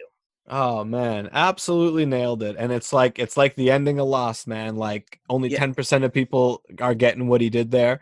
And in order to get it, you have to have really paid attention and follow along to what he's been doing the whole time, And that's, there he is in the room with the president, I'll never forget the day that I was at work and I was working at a new job and, I checked my phone at lunch and it was my brother sending me a message saying, oh, by the way, this is happening right now. And it was a live stream of Kanye and President Trump and Kanye in there with his MAGA hat on and his big fucking, eyes, bipolar eyes going, fucking just ranting and ranting and ranting. And Trump's sitting there, yes. Yeah. And it's just like, what? Beautiful, yes. That was a matrix breaking moment. And that's why he did it. It doesn't matter what was said in that goddamn meeting. People saw Kanye West in a room with the president and the president sitting there listening to him. You know what I mean? And that's why he did it. Yeah, it's wild to me too. Like people try, like I don't really get on board with the people saying like he just wants attention. He's just trying to like do this for his career. It's like, what are you talking about? Like this shit is, if anything, this shit is killing his career. He's risked his career so much. Anyone else's career would be dead if they did the things Kanye's done. Yeah, man, it's wild. It's like I don't think he's putting on a MAGA hat for like 15 minutes of fame. This guy's been famous his entire life. He's done things that like none of us will ever do. He's had success none of us will ever have. He doesn't need it. He doesn't need a quick like TMZ story. Look at Kanye. No. Like, you know what I mean? It's like he's doing this for a very specific reason. And I feel like people who get it, and it's worth it. If people who get it, it's for him, it's worth it, I think. Yeah, and I could not agree more. And it's very refreshing to hear somebody else say the things that you're saying right now about Kanye, because it's few and far between to find people that really do get it. But yeah, I mean, to answer the initial question, like, I do think and wholeheartedly believe that his honest to God, deep in his heart, his mission is to make this world a better place. And people look at me like I'm fucked when I say that. I'm like, no, he's not in it for money. He's not in it for fame. He enjoys those things. He brags about those things. He's very upfront about those things. But his mission is making this world a better place, and everything he does is in the name of that. You know, he showed people that it's cool to have a wife and kids and a family, and a generation of kids that were listening to hip hop, all they ever heard was fucking your bitch and fuck bitches and all this shit and all this garbage, right? And like, he showed like, no, I'm gonna fucking and not only that, but celebrity marriages have always just gone to shit, and it just ruins people's impression of what a union can be between a man and a woman. And like, and him and Kim is just like the most beautiful partnership, and their family's beautiful, and they stayed together, and just like, he just, whatever you think is supposed, he wants to show people a better way all the time, or at least a different way. Yeah, because the wild thing is, when you look, I mean, it's like a joke. When you look at Kanye West and Kim Kardashian, it's like every single part of you would be like, this is never going to work. You know what I mean? Was like, hating hard when he first got with her. I was so disappointed in him. I'm like, why don't you get with some cool avant-garde artsy chick that gets your music? Why are you with this fucking bimbo, right? And boy was I wrong, you know? Absolutely, man. It's crazy, dude, that it's still going on. I mean, they have all these kids. It's cool. I think that's one of the things, you know, it's kind of a bookend on Kanye. Like, I think one of the reasons I think you, like, from the little I know about you and just that I see you doing out there, and like even way back in the day on the message boards and stuff, like, I think you gravitate towards Kanye because, like we talked about, he's like not afraid to take risks and put himself out there and keep like pushing and just trying things. Sometimes it works, sometimes it doesn't work. Yep. You know, sometimes he's up here, sometimes he's down here, but he's always trying. He's always trying for that high, or that like high, you know what I mean? Or like that. Yes. And I feel like you're kind of the same way, where like, you're always doing something, you're involved in this, you're involved in that. You're always just like, basically just creating and just kind of like doing your thing. You know what I mean? Yeah, no, I really, really appreciate that. And I never really thought of it that way myself. And like, that is definitely something that really appeals to me about him, you know? And same with like a Quentin Tarantino, my favorite director. Like, I feel he's one of those guys too, that's just like, this guy could do absolutely anything with the medium that he works in. You know, in Kanye's case, it's music, and Quentin's it's film.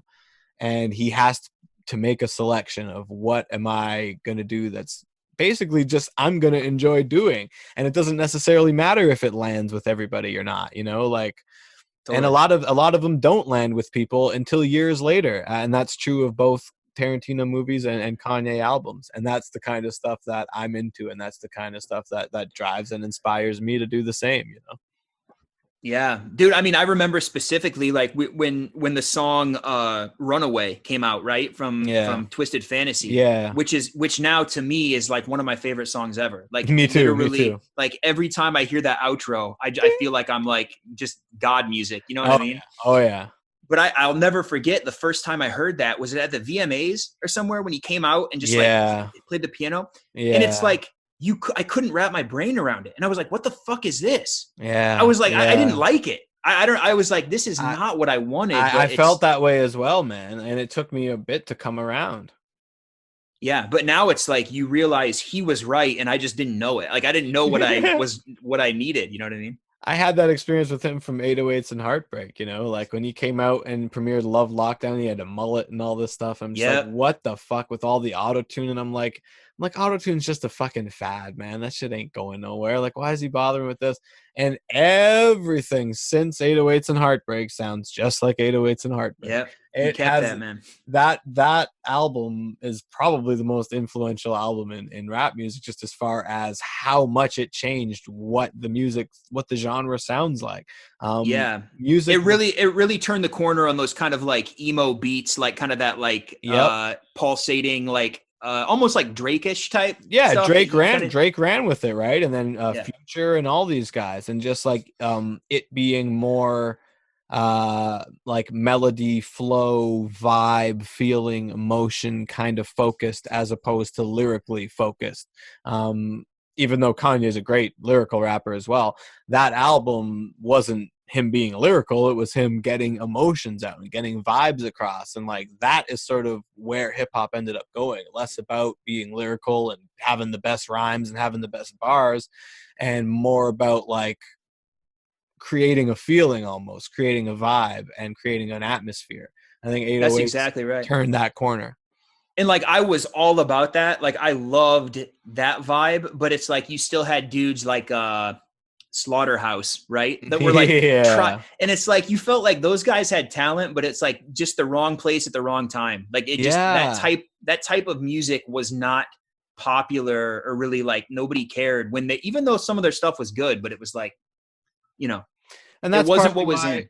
that's partly why I was a little bit mad at Kanye around those times, because I'm like, oh, you got guys like fucking Royce the 5'9", Crooked Eye, Joe Budden, Joel Ortiz all Yeah. collabing, and you're doing this singy-songy stuff, like that's hip hop. And then like, hey, lo and behold, what stood the test of time? I can't even listen to a Slaughterhouse album, you know, like they're all great rappers, but the music that ended up coming of that was really not that great. It was exciting at the time, but looking back, I can't listen to that. I can listen to any Kanye album front to back still, without skipping a song, you know, unreal. Hey, isn't it also hilarious? There was actually a point in time when Kanye and 50 Cent were having like a head-to-head album drop, where it's just like, now it's like, dude, what's 50 Cent doing? In what universe would that even be a fucking competition, right? And that was a Turner Corn as well. Corner turn as well. When Kanye beat 50 in that album sale thing, I think that was a big statement of like, you know what, we want quality, we want music. 50 Cent was like 100% a product of like that specific like 3-year period. But the thing is, I can't even hate, because if you go back and listen to like Get Rich or Die Trying, I still like it, dude. It kills, man. That album's amazing. That's one of the best rap albums of all time, for sure. One of the best debut albums. I mean, but then the crazy thing is, I thought when Game put out the documentary, I was like, holy shit, dude, this might be even better. It was the West Coast version of Get Rich or Die Trying. Man. Yeah, I could still listen to that album too. It's funny because like that music's not really relevant at all, but when I listen to it, it really like takes me back to that place in time of like, damn, dude. I remember sitting in my shitty apartment in LA. I've been there for like, I don't know how many months, and hearing for the first time West Side Story. And I was just like, fuck, man. I was like, this Crip niggas, blood niggas, essays, Asians. Yeah, man, dude. Bro.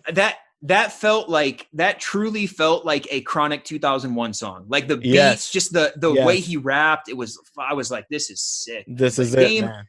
I don't know. I feel like Game's I feel like Game's kind of a piece of shit. Like, I just don't like him as a person. He's kind of a piece of shit. Do you agree? Like, something about him, he just seems like an asshole. Like, and not in a way where not like a Kanye asshole where I'm kind of like, oh, he's kind of a funny asshole. More just like, he just seems like a prick. I don't know. Yeah. He definitely exhibited a lot of very prickish qualities. I like where he's ended up. I kind of like this sort of OG older brother, father figure sort of role he's taken on. Not father, I guess, more of like an OG older brother. He was sort of the middle era, right? Like you've got the old West Coast era with your Dre, your Snoop, Ice Cube, all those guys. And then the new West is like your Kendrick, Schoolboy, Tyler, Odd Future, those guys. That's the West Coast now. Game was the guy that was smack dab in the middle of those two eras. He was pretty much the only popular West Coast rapper that doesn't fall in one of those two groups, and I think that was a very unique slot. And a lot of these new young West Coast rappers, Game was their guy, you know what I mean? In the same way that Ice Cube was Game's guy. Kendrick, says in a couple songs how when he was growing up, he was jealous of Jayceon, that's fucking, he was jealous of Game because he wanted to be the fucking Compton guy, So now Game is, not that I follow him too closely anymore, of course, but it seems that the role he's taking is very like, I'm going to be the middleman between the old school West Coast hip hop with the Crips and Bloods and all that shit and the new guys, which is like these wacky fucking skateboarding, like fucking partying kind of funny guys, more quick. And Game kind of is like an old head to them, but he's still the young guy to Dre and them. So I like where he's ended up. Hell yeah. Dude, do you think Kendrick Lamar, do you think he ever I mean, sure, he doesn't sit around, but like, I love Kendrick so much, but Me too. sometimes I'm like, it's crazy to me that he blew up like he did strictly because of like the type of music he makes. I wonder if even he's a little bit like, fuck, man, like, I can't believe How? Yeah. I hit it this hard or like this big It's because absolutely he's so unbelievable. weird. Yeah, I was actually just looking. I like looking at rappers I love their top popular songs on Spotify because I find it Yeah. interesting to be like, what does everyone listen to from this person? Because I have a lot of like obscure favorites or whatever, you know. And sometimes you can almost pick, you can guess what's going to be the popular songs, right? And sometimes it shows the numbers there. And I went to Kendrick's, and I forget what order they were all in, but I'm telling you, man, the numbers on his music are unbelievable, dude. Humble's like 2 billion something, and everything else is in the hundreds of millions. And some of these songs are not fucking commercial sounding songs at all. Yeah. Some of them are, but some of them are not at all. And yeah, you hit the nail on the head that like he is just like he's that perfect example of somebody that by no means should be a commercial success, but is just so good that he can't Bingo. not turn heads, you know. Dude, you nailed it. Like, that's the thing, dude. He is so talented that it's like, if once he got a platform and a stage and a little bit of like mainstream, like, look at Yep. this guy, there's no way, like, you can't deny. Dude, I Just let him still will. go, you know. Let I'll him run still wild. occasionally get on YouTube and watch that. Was it the Grammys when Dave Chappelle was like narrating or like Yeah. introducing him? Oh my God, dude. He had all those people around him that were like getting Yes. shot. Yes. Oh, Yes. fuck, Unbelievable, man. I He's a think true about artist. that. I think about that performance with Imagine Dragons when they did like Radioactive, like with Yes. the big like gongs and shit. And he came Yeah. out. Oh my God, And man. just fucking bodies it. He's just such a talent, such a fucking talent. And Yeah. you know, I think the major moment for him was you know, he caught that bit of commercial success with Good Kid, Mad City, had the pour up drink hit or whatever, swimming pools. A couple hits off that. The you know, that first song that he had with Drake that was a hit and stuff. And then he could have said, "Here's my sophomore album. Now I've got a big budget. Now I Yeah. can make real fucking mainstream. I can be a super duper star and make superstar music and have hits in the club." And you know he could. You know he could do it. And Yeah. then he makes the most artsy fuck, I can't even Yeah. begin to describe To Pimp a Butterfly, man. There's not a more you couldn't have more integrity than to have that be your second album. I can't Absolutely. imagine a better picture of And integrity dude, than that. and I can't imagine him going to the label and trying to pitch that and be like, "Here's my follow-up album." They're probably like, "What the fuck?" They'd be like, You "What are know, you like, doing, dude? You could you could have Taylor Swift on your but first single." but that's one of the things that's cool with his first album. I feel like he didn't get, because like Game's first album, comparing them, like Dre was like so much all over the album, it Yeah. almost like overshadowed Game, where it was just like, I feel like Kendrick, it was almost like, I don't know if it was Dre or if it was Kendrick, but you feel like they understood like we need to kind of stay at a distance. So We I need to feel like let this guy do his thing. yeah, so it was like a little bit of promotion, a little bit of like Dre's involved, but it wasn't like overwhelming, like here's a new Dre project. Like it was more like Right? let him do his thing, but like I'm back and I'm kind of behind you, you know. Yeah, man, 1,000%. And that was the most classy approach. And you know, if there's one genius move Dr. Dre's made aside from signing Eminem, it's the approach that he's taken with Kendrick Lamar as his, you know, it is his artist, but he, you know, like you said, Game's album, 50's album, even Eminem's album, and pretty much every Shady Aftermath artist that dropped an album in the early 2000s, like Obi Trice, the G Unit solo artists, they had their fucking formulas for those guys. You know what I mean? We're going Yeah. to get a couple Nate Dogg hooks. We're going to get a couple big features. We're going to get 3-4 Dre beats, a few Eminem beats. Then we're going to grab off, you know, they had their pool of people. We might get somebody cool like a Timbaland making a beat like they did for Game and did for Yeah. Obi. You know what I mean? They had their things. They were in control. That was the Shady Aftermath Interscope Dr. Dre formula. Kendrick Lamar, it's not that at all. It is, we're making art here. We're gonna back this guy and give him his budget and give him his promotion, but we're gonna let this artist be an artist to the fullest degree. And look what's come of it, man. What a payoff. Yeah, which I mean, that speaks a lot to Dre, letting him do his thing. I think that the thing with Kendrick, though, talking about his talent, him and Eminem are two guys that I feel like Dre, when he signed them and heard them, he had to understand like their talent was so extreme that like Dre wasn't going to keep a lid like Game. I feel like Game is solid, but like Dre kind of made him in a way, like he Yes, put him yes. on. He molded But him. Exactly. But Eminem and Kendrick, I think it was just a matter of time before somebody found them. And like Dre is Yeah. like, okay, if it's not going to be me, it's going to be somebody else. I should just shut the fuck up and like let him do what he wants to do. 1000%, man. And that's Dre's legacy, and that's why he's gonna go down as one of the greatest figures in all of music history, man. I mean, you've got Snoop Dogg, Eminem, and Kendrick Lamar as your three main people whose careers you started. You know what I mean? Yeah. And that's three icons who are going to be famous every country in the world forever. You know what I mean? And who have made Absolutely. albums that are relics of fucking modern art. And Doggy Style and To Pimp a Butterfly, Marshall Mathers LP. Timeless, and universally respected. What's better than that, man? All he had to do is put his fingerprint on it, and that's his legacy, man. Killed it. Hey, is one of the greatest opening lines to an album ever when Eminem they said I can't rap about being broke no more. Dude. And then just everything after that line, is just like, oh my God, dude, this is genius. Kill You is my favorite opening song to an album ever. I was maybe 11 or 12 when that came out, and I was still at an age where my parents had a problem with me hearing too much swearing, right? And I was still in elementary school, and there was talk on the playground, and everyone saw his music videos and stuff, but people were like, no, you got to hear the uncensored, like with the swearing and stuff. And I was like, oh, this is interesting, right? I understood there was swearing blanked out, but when I was learning that there was entire sections of the songs that were entirely different words, that's very intriguing, right?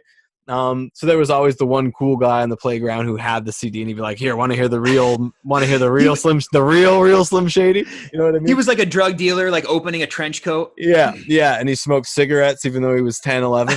But so I remember, I will never forget my entire life going when they used to have in the mall and the record stores at the mall, you could sit down with headphones and pick a CD you wanted to listen to. Oh, yeah. Wanted to buy one. And being a kid and wanting to hear the Marshall Mathers LP and fucking hearing that opening public service announcement and already being shocked right away. Like, I'm just God, yeah. They're talking like this on something that you can buy in a store. There's not like a special section you got to go to get this, right? Behind the curtain. And exactly. And then Kill You comes in it. When I was just a little baby boy, mama. And that whole song is just and being the age I was and shit, that was like, there's moments in movies where it's like somebody discovers something for the first time and their brain explodes and their mind opens and their whole world is never the same again. The first time I heard Kill You, I think, was that moment for me, man. I'll never forget. That's amazing, dude. I love it. I love that story. I love imagining you as like a little kid in the Canadian mall, dude, with the headphones. Yeah, and like liking rap, but only knowing of the rap that's on the radio and on the fucking on TV and shit, and then hearing just full out the biggest fuck you music that's ever existed. Man, amazing. Just unreal. So while we're on that, and this is already my longest episode, but it's probably also my favorite episode. I'm so sorry, dude. Shouts out to everybody else. No, I fucking don't say sorry, because this has been an awesome conversation. And like I said, this is definitely one of my favorite episodes. So I really appreciate you, man. You've said so many things about things that I care about that I feel silly caring about, or feel silly feeling so deeply about things like movies, TV shows, music. Some people just they take these things for granted and just sort of have them as background noise. They don't think that much about them or whatever. I could talk for hours about a lot of these things, and hearing you like echo some of the exact feelings that I've had and not been able to put into words, and just that's what it's all about to me, is having that experience of like, this person saw the same thing or took the same thing out of this piece of art that I did, even though we have entirely different lives, you know? Yeah, no, absolutely, dude. And I think it goes back to, I mean, there's some things I'm sure we both watch where it is just like background noise. You just want to put For something sure. on.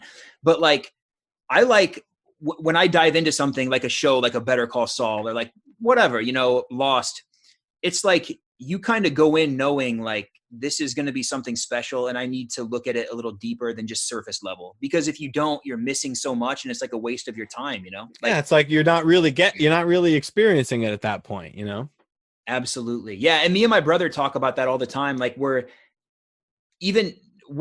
go into some movies and we'll watch something and walk out thinking it was like a masterpiece or like, oh my God, like mind blowing. But then our friends or whoever else will be like, oh yeah, it was okay. Like it wasn't as good as such and such. Yeah. And you're like, and it's like, what?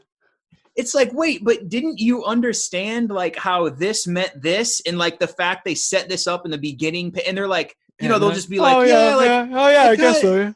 Yeah. It kind of made sense. Yeah, I guess. And it's like, no, fuck, man. Like I can't watch. Like, don't things you like care? that. Like, don't you care? Exactly. Yes. It's so funny.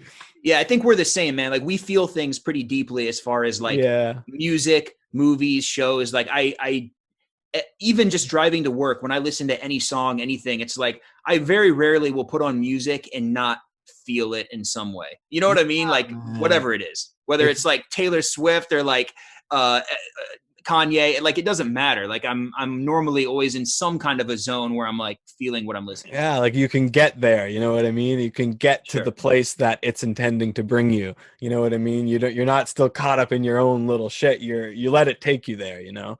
Absolutely. But yeah, what I wanted to get into, just, you know, while we were on the rap discussion, just like where we met, dude, which is the Rap Basement message board. And obviously, oh my God, talk about how many times we've brought up we could do a 4-hour podcast just on this. This could be a Netflix documentary, I think, if we were able to connect everybody and tell that story somehow. It would be unreal. Dude, this could be like the new Tiger King. Honestly, man. Hey, we could have our boy Monk from the message board. He would be like Joe Exotic, dude. Just fucking cracked out in jail. Everybody thinks he's some fucking awesome guy until the truth gets revealed, you know? Yeah. Anyway. Yeah, the just like that early internet era. I think I was trying to say to you the other day, it's almost like that formed so much of what the internet became afterward, you know? Like I feel like those like little crevices, those little deep dark caves, like the Rap Basement. So what this was, for those that don't know, is it started out as D12 World, which was a fans of D12 message board started by Big Proof of D12, rest in peace, and Dirty Jason, also rest in peace. Started this D12 message board really early in the popularity of the internet, like year 2000, 2001, like right when D12 was getting signed to Shady Records, right? And it started out as very much just fans of hip hop connecting. There was lots of different sub forums. It ended up breaking down to like news, politics, you know, battles, TV shows, just Eminem, just D12, like, and then it evolved into being Rap Basement, which was when it really broke through to the next level and wasn't just as, it became not just D12 focused a long time before it became Rap Basement. When it became Rap Basement, it really became like just an internet cesspool of like a Reddit, like a mini Reddit. Yeah, that's where trolls, like, to me, I never had the word troll in my vocabulary, but when I first learned what a troll was, or what like an online troll was, I was dealing with dozens of those on Rap Basement. That's where trolling started to me, was Rap Basement, dude. Yeah, dude. See, like that's the thing, like, because that's how we first came in contact with each other. And the funny thing is, I am not good like online, right? So like I'm not good at posting. I feel like there were just people on those boards that were so much better at just like putting their thoughts out there and like making like I try to say something funny, it would be corny as hell. I try to say something serious, people would be like, fuck off. I felt like, at least in the beginning, that's how I felt. And one of the things I remember about you, there were so many like at our age, we were younger. Like it was our first kind of like adventure online, and so everybody was trying to impress everybody. Everybody was talking shit all the time. It was very like hostile territory a lot of times. But dude, I remember you were definitely one of the nicest dudes. Like every time you would post, like all your replies, everything you would say, you could always tell you were like a cool, like you were not intimidating where I was like, fuck, I don't want to like reply to this guy. I'm a Canadian, man. I know, yeah, you got the there Canadian were some blood, there were some asshole Canadians on there, but yeah, bro, that's I was definitely a stereotype. No, that's good though. Yeah, so like you made it pretty welcoming. But yeah, you're exactly right. It started off a very like niche, like D12 Eminem centric thing, and it blew up into this ridiculous kind of mini Reddit. But that's kind of where we connected over Lost too, because Rap Basement, as crazy as it sounds, had to have the craziest Lost thread or board, I would say, on the internet, right? Would you say? I mean, absolutely. Like during my years of being intensely into Lost, which was especially during those last couple of years of Lost when I was in the Rap Basement Lost forums, I did a lot of Lost reading on the internet, right? Like I got obsessed. I was all over reading different theories. People had entire websites dedicated to their theories. Like there was like losttimelooptheory.com and like all this type of shit, right? And nothing that I read, a lot of it was interesting, but was as engaging as the stuff that was on that Rap Basement Lost forum, man. Like that show was broken down on so many levels, and the theories and the shit that people picked, it was so much fun analyzing and breaking down every week that show with you guys. And like I like some of my best memories. It's so, to people who weren't there, it's so hard to understand, but Lost on that message board was like some of my fondest fucking times, dude.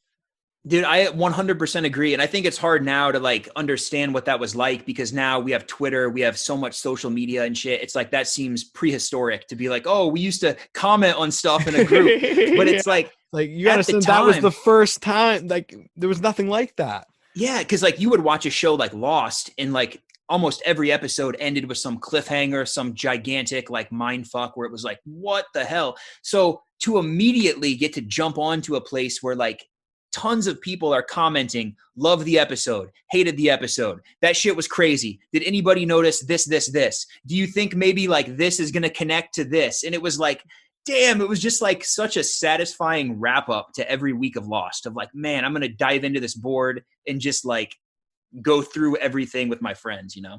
Yeah, dude. And it's unbelievable. And what I, looking back on it, it's like an iceberg, right? Like the content that we created in our conversations about Lost compared to what actually made it in, what was actually in the show, was like iceberg to what's under the iceberg. Like the theories we came up with, like, you know what I mean? So much stuff, so many cool theories that like, if they ever would have actually happened on the show, it would have been totally ridiculous, and there's no way they could have pulled it off. But it was almost like we were writing like live fan fiction about what we thought was going to happen next. And some of that was so cool and so interesting. And then to see what did make it into the show and what didn't, and just like, oh man.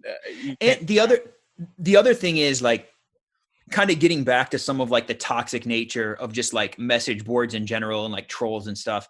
The thing that made the Lost like section of that so special is the fact that it felt like everybody kind of came together in like somewhat harmonious, like, nature, because we all love the same show. We all love the same thing. It wasn't like, oh, this guy sucks, this rapper sucks, like you're a fucking idiot for thinking this, whatever. Yeah. It was much more communal, much more like everybody's kind of on board with the hype. It was the friendliest place on that message board. Totally. And then like, it's funny. And it sounds so ridiculous now, but like you'd post in other sections, like the news or whatever, and you'd see someone from the Lost section and you'd be like, oh shit. Like that's that's my boy who likes Jack Shepherd. Just like I do. He's got opinions on other things. Yeah. No, Totally. it's wild. And just like how the internet basically became a giant version of that, you know what I mean? Like, it's just unbelievable. And, something else that freaks me out that I'll bring up to you only because I can't imagine who else I could bring this up to on the podcast. But, I dabble in all sorts of conspiracy theories and shit like that. I read into wacky stuff and look stuff up and whatnot. And in the States with this whole Donald Trump thing, there's this whole 4chan QAnon element Sure, yeah. happening there, right? Which I find super duper interesting. I don't know how much truth there is to that. There certainly seems to be something there. But when I look into that stuff, I get reminded of the Lost forum in a way. And hear me out here, because these are obviously two Yeah. very different things. Okay. But the way that they theorize and analyze, and like they wait for the next Trump speech, and then they're breaking down, he said this word here and he said this in this order, so it means that on April 19th this is going to happen. Yes. They're theorizing, they're having fun, dude, and they're all a community because they all believe in this wacky idea that this guy's here to fucking save them, right? And I dive into it just to see that mentality of like, dude, that's the message board mentality. That's just like a bunch of people in a little echo chamber convinced that they're seeing things that the rest of the world isn't seeing. And like us with Lost, 90% of the shit that we were seeing and talking about was never in the show at the end. You know what I mean? Right. And just like totally. with these guys, 90% or more of the shit that they're theorizing is happening with Donald Trump. It just never keeps going to happen. Not happening, right? And they keep justifying like, okay, so then it's going to be this, right? And it's like, it reminds me so much of when we were dealing with Lost on Rat Basement, man. It freaks me out a little bit. That's very well said, dude. I feel like probably some of the people on that board are now on 4chan in that same dude. That's they probably might be where the fucking kingpins, bro. That's probably where Monk is right now, dude. Honestly, man, like I feel like there is definitely a handful of people somewhere pulling puppet strings on the internet that were on Rat Basement, dude. Like they were the first trolls. They were expert trolls on that just like you said, like we were just on there as like honest, nice guys and whatever, we were actually trying to be liked and stuff. Back then, there were already people who were like, these are all fucking strangers. What do I care what they think about me? They don't know me. And they would just put on this fucking show and get people going, dude. And they would have hordes of people follow it. Like, it's just unbelievable. And now that's the internet. That's the world we live in. It's scary, man. That's a twisted like mentality to have. You know what I mean? It's like but you're exactly right. Now it's like that's exploded. That's mainly what the internet is just misrepresenting yourself to everyone else. It's almost becoming what human interaction is, unfortunately. Yeah, so it's crazy to have seen it play out from that rare perspective we got inside the D12 World Forum. Man. We were there at the start, dude. Yeah, we really were. Just by accident, just because we liked Eminem, Dude, Eric Devil's Night. Eric Trump was probably like secretly in the board, like commenting and shit. And then he grew up to like help his dad get into the. He's like, I'm telling you, man, if you get a big group of people going on a message board somewhere on the internet, they'll make some waves. They'll make some splashes. Oh God, dude. Mega started on D12 World. Yeah, that's the theory. We'll go with that. So shouts out to Kanye West for showing respect where it's due, man. But yeah, bro, this has been fucking incredible. Like, to have a relationship with somebody for so many years that's strictly extremely casual over the internet via text, like no real deep conversations. To be able to just jump into a conversation like this and hit so many points where we feel the same way just says a lot about people, man. So I appreciate you. Absolutely. Yeah, dude, it was awesome to finally get to talk to you. And yeah, man, I feel like we just have a lot of the same interests and like the same things that speak to us. And I'm actively searching out those types of things, you know what I mean, that are going to speak to me. It's like there's so much content out there. There's so much music. There's so many movies. There's so many shows to watch. It's like I really try to weed out the stuff that I know is just going to be surface level and try to dive into the things that I know I'm going to be thinking about later. Yep. And there's life's so short, man. There's, you gotta fucking, if we spend so much time just consuming, whether it's by choice or by force. So the more that we can kind of choose what we consume, and sort of make sure that we're getting fed. You know what I mean? We're not just eating junk food all the time. We're getting some fucking vegetables. We're getting some vitamins, and that to me is real art, real, stuff with a real message. So I think we can wrap it up on that note. But anything else you want to say to the people or say to me? No, that's perfectly said, man. I think you wrapped it up with a nice ribbon, dude. You wrapped it up better than Game of Thrones season 8. For sure. Well, that's a pretty fucking low bar. But yeah, dude. No, I hope we get to chatting more after this. And certainly, if you have any recommendations for me that you think I'd really fuck with, send them my way, and I'll do the same with you, man. And everybody, make sure you check out the Hollywood Week podcast. My man Keenan here, killing it. So, are you guys coming back, or did you wrap it? No, we just wrapped up what we called season 1. So that was 20 episodes. We did each and every week. Our whole thing was like consistency. We just didn't want to miss a week. So we tried to put out an episode every week. And we're going to drop in the month of June, which is coming up. Every Tuesday in June, we're going to drop a special episode where we're basically breaking down franchises and ranking every movie in the franchise. So, so like the first Tuesday, we're going to tackle the MCU and Marvel and basically go through all 23 movies, put them in order where we rank them. Wow. And then we haven't really revealed. I'll actually reveal something that we haven't talked about yet. Another episode we're going to do as part of this 4-episode thing. We're going to do the films of Christopher Nolan. So we'll do a full ranking of that. But yeah, check us out. That's the Hollywood Week podcast. You can join us on Facebook. You can look us up on Instagram. But yeah, man, I appreciate the shout out and appreciate you having me on here. Of course, my dude. And if you ever want to do something with me on your show, just holler. I'm there in a heartbeat, bro. Everybody check out my man here. He's a fucking good dude. Appreciate you a lot, my man. Thank you. Good being here. Yes, sir. We'll talk soon. One love. About to take a plane to another plane, another plane, to another plane, bumping Baka not nice while I'm trapping in the rain.